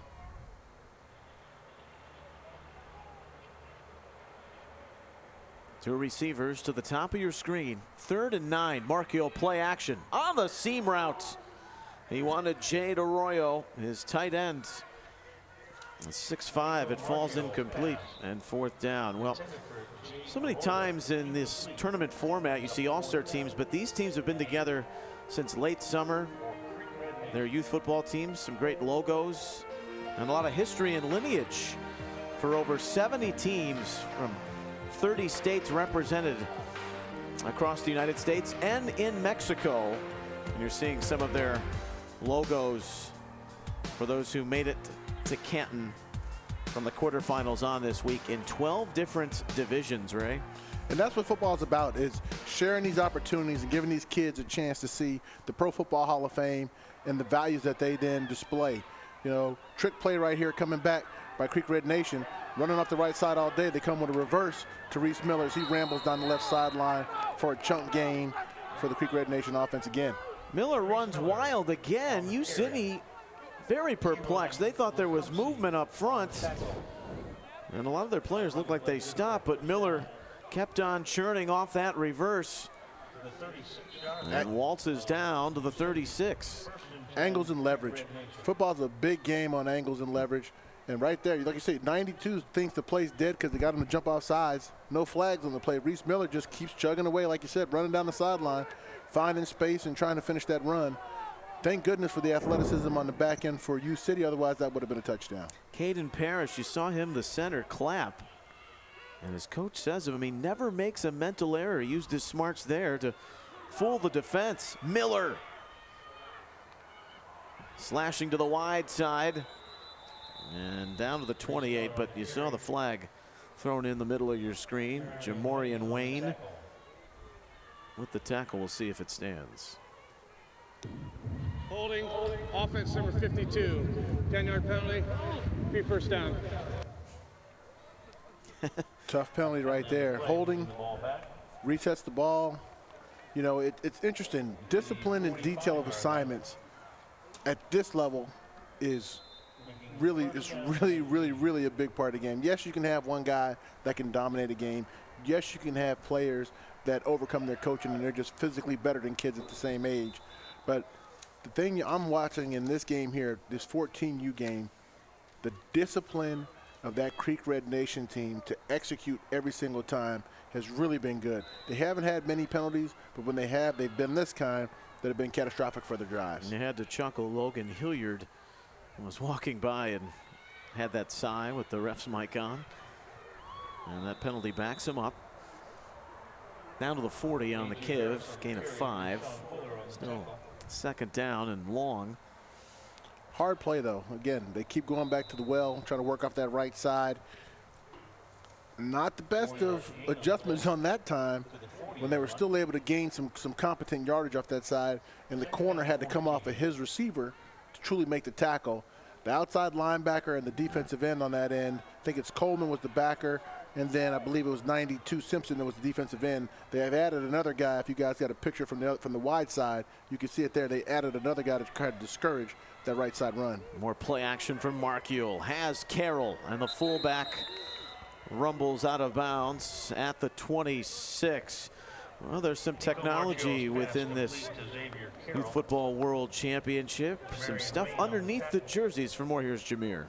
Neil, I'm now joined by the CEO and founder, Perry Jeter of Jet Fuel. Perry, thank you for joining us, and tell us all about your biotechnology gear that you have with this sophisticated GPS units that can track so many measurables of these young players. Absolutely, love to. Founder and CEO of Jet Fuel Tech, my father, former NFL player with the Chicago Bears, inspired me, and he's actually going through Alzheimer's and dementia currently. So that spurred that innovation to create technology to be able to track biometrical information, additional up to 240 data points, 240 live data points at one time to extract that information, acceleration, speed, and we're also working on G-Force technology that adheres to the skin.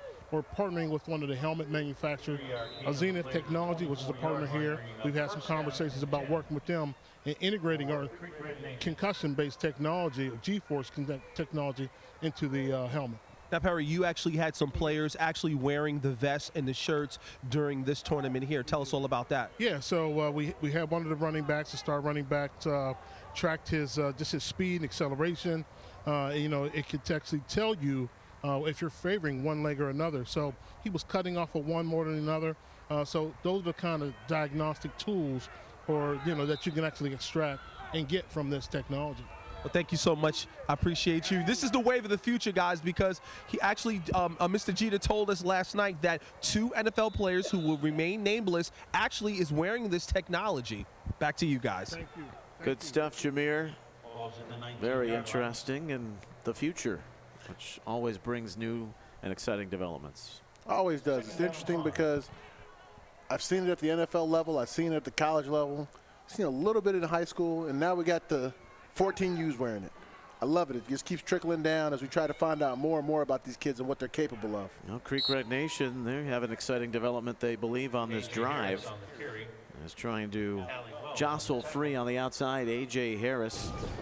Double figures in tackles now for Ollie Wells. That linebacker for U-City has been outstanding.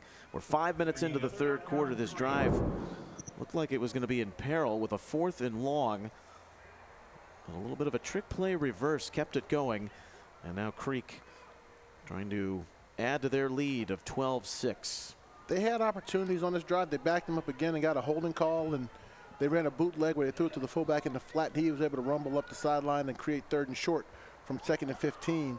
But the difference is it comes back to this running game. Their commitment to the run and forcing U-City to make certain adjustments create weaknesses and other opportunities for the defense. So every time they slide left on U-City's defense to stop the run to the right, they come back and work the opposite side of the field. And it's really been genius by Coach Ken Markiel for the Creek Red Nation squad on how they've been able to move the football.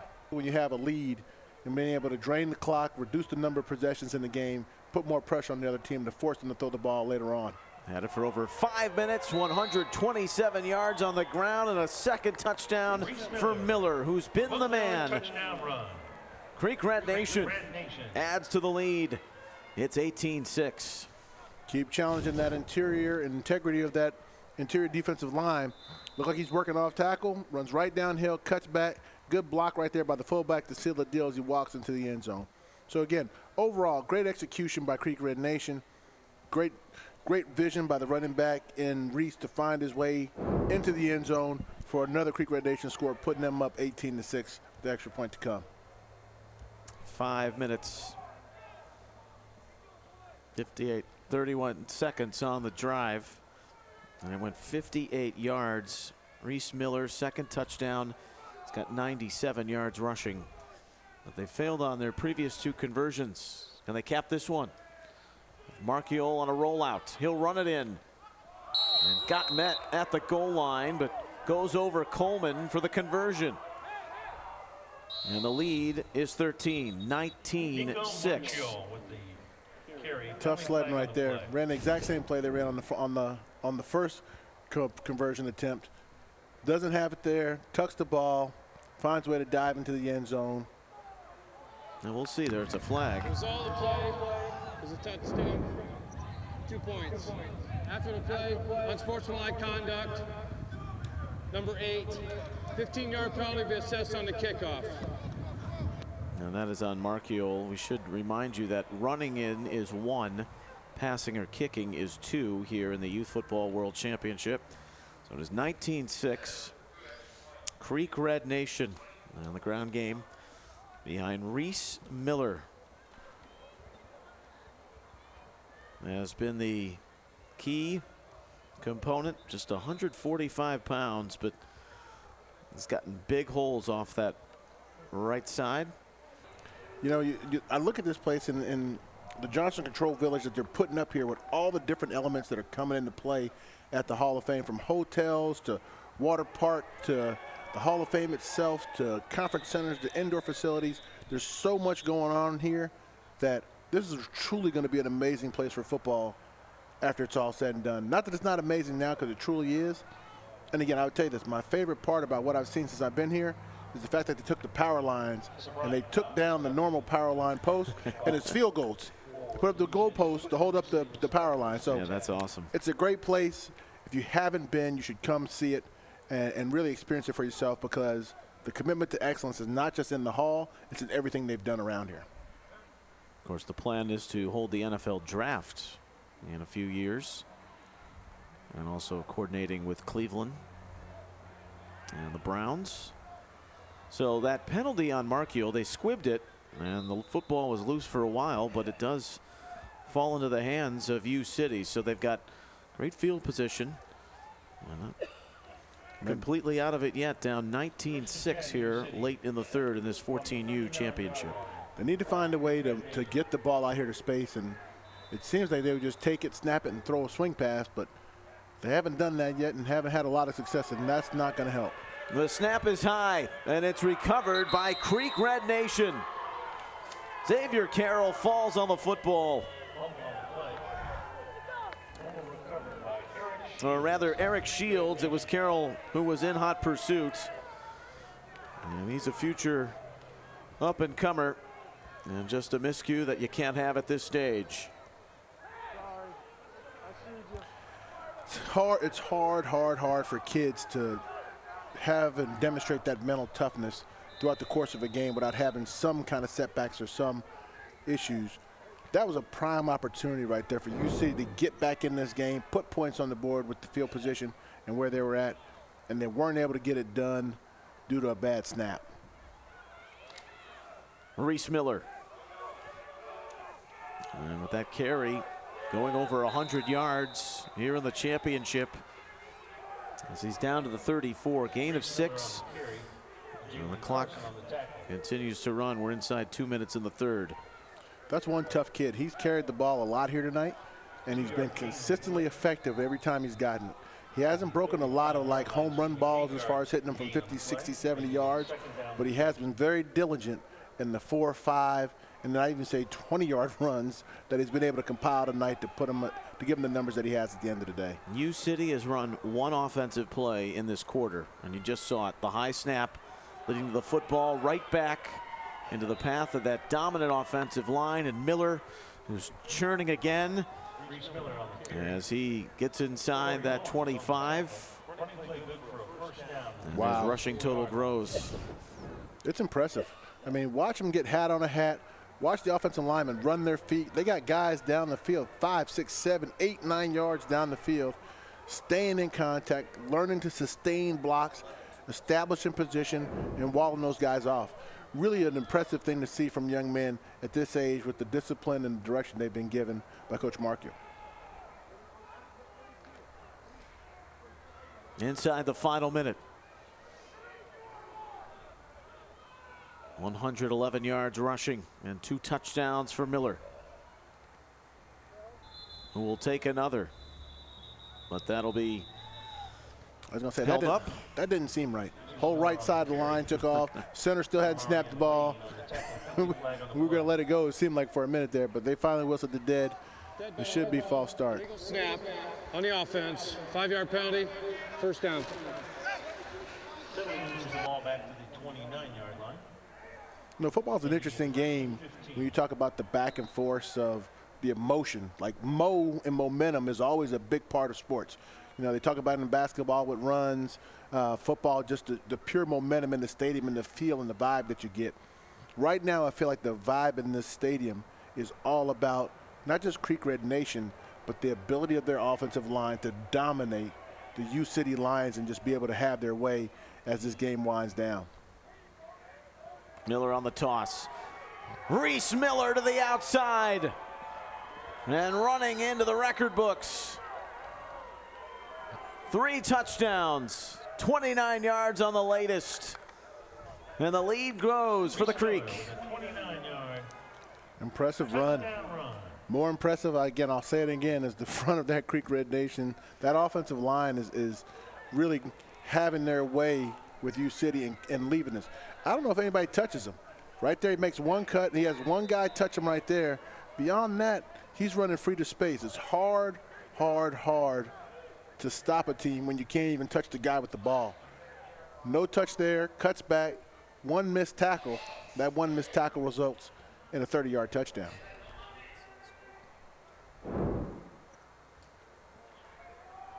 (25-6). And Miller has the hat trick. There you see the numbers. Markiel gonna roll out and throw for it. It's good. Jarique Jackson with the 2-point conversion. 27-6, and the lead grows to 21. We'll return after this.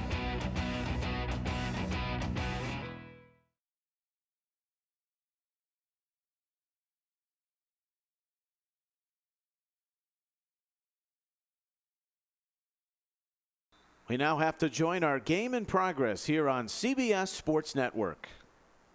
Start the 4th period, the final 8 minutes. These youth football careers are U City and Creek Red Nation.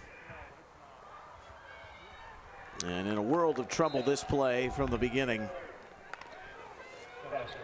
Not able to spin away. Tried to go with the spot route, get him the football in his hands. Wasn't able to get it, so they've been trying to get the ball to Wayne. Finally step out of the pocket, get him the ball, nowhere to really go, tries reverse field, gets back behind it. I thought right there, once he got back behind that wall, that sea of red, he might have had an opportunity to get to space and show his speed.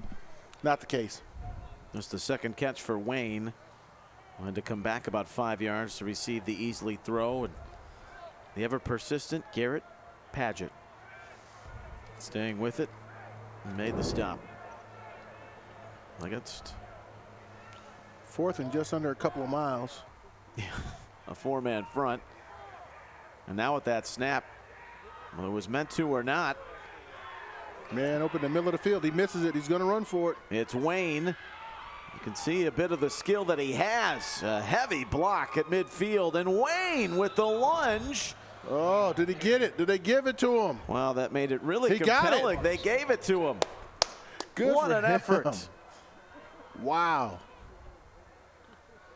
I thought at the end they might have corralled him, but again, a lot of activity on this play. Looks like he's going to punt it, fakes it, pulls it down, finds space, breaks the tackle, and right there where he leveled up, there was a guy open in the middle of the field. He missed him. Now he gets it back, he cuts it back up, and I think he's going to get corralled on the sideline, and a great block right there. I think that's Coleman that came back for the block. Stays on his feet, lunges, reaches the ball out in time to get that first down. Will return after this.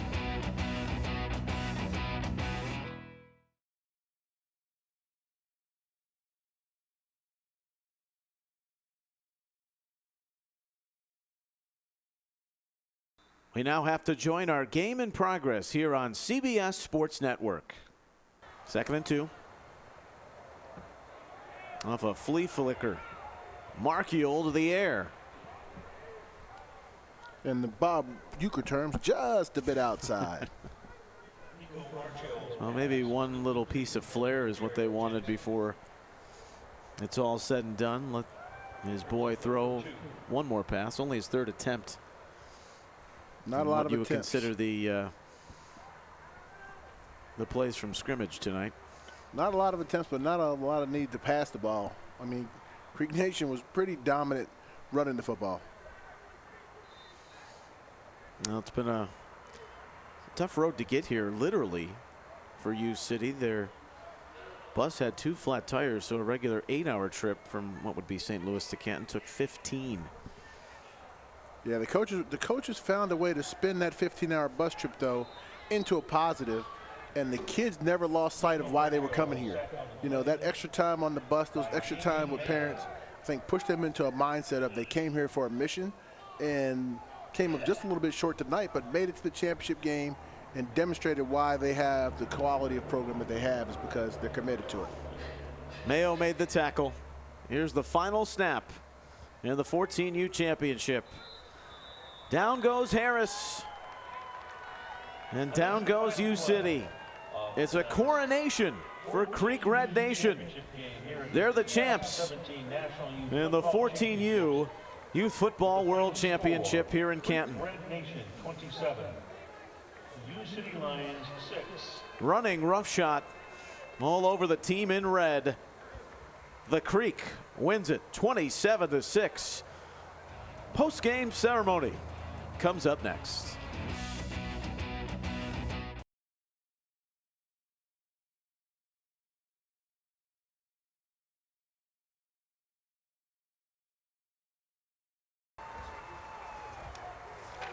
It's a final.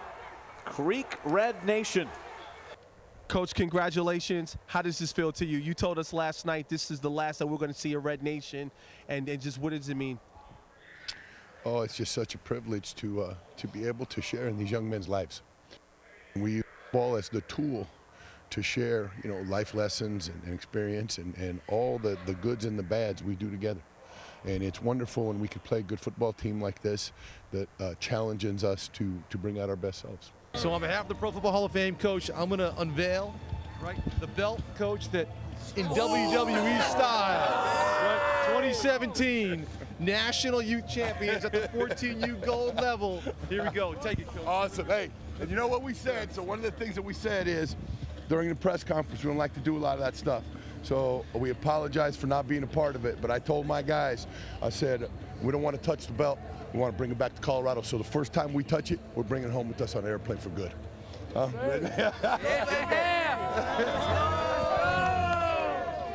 Tears of joy, they take the belt, the 14U World Youth Football Championship. This telecast is copyrighted by the National Football Museum Incorporated. No rebroadcast or use of this telecast is permitted without the expressed written consent. 2 have a win, 2 have a loss.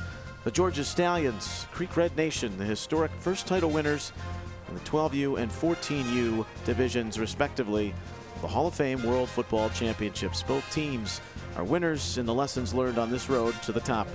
But football is more than a sport, it is their game for life.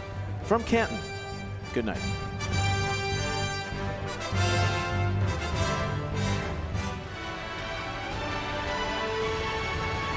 This is a presentation of the Pro Football Hall of Fame.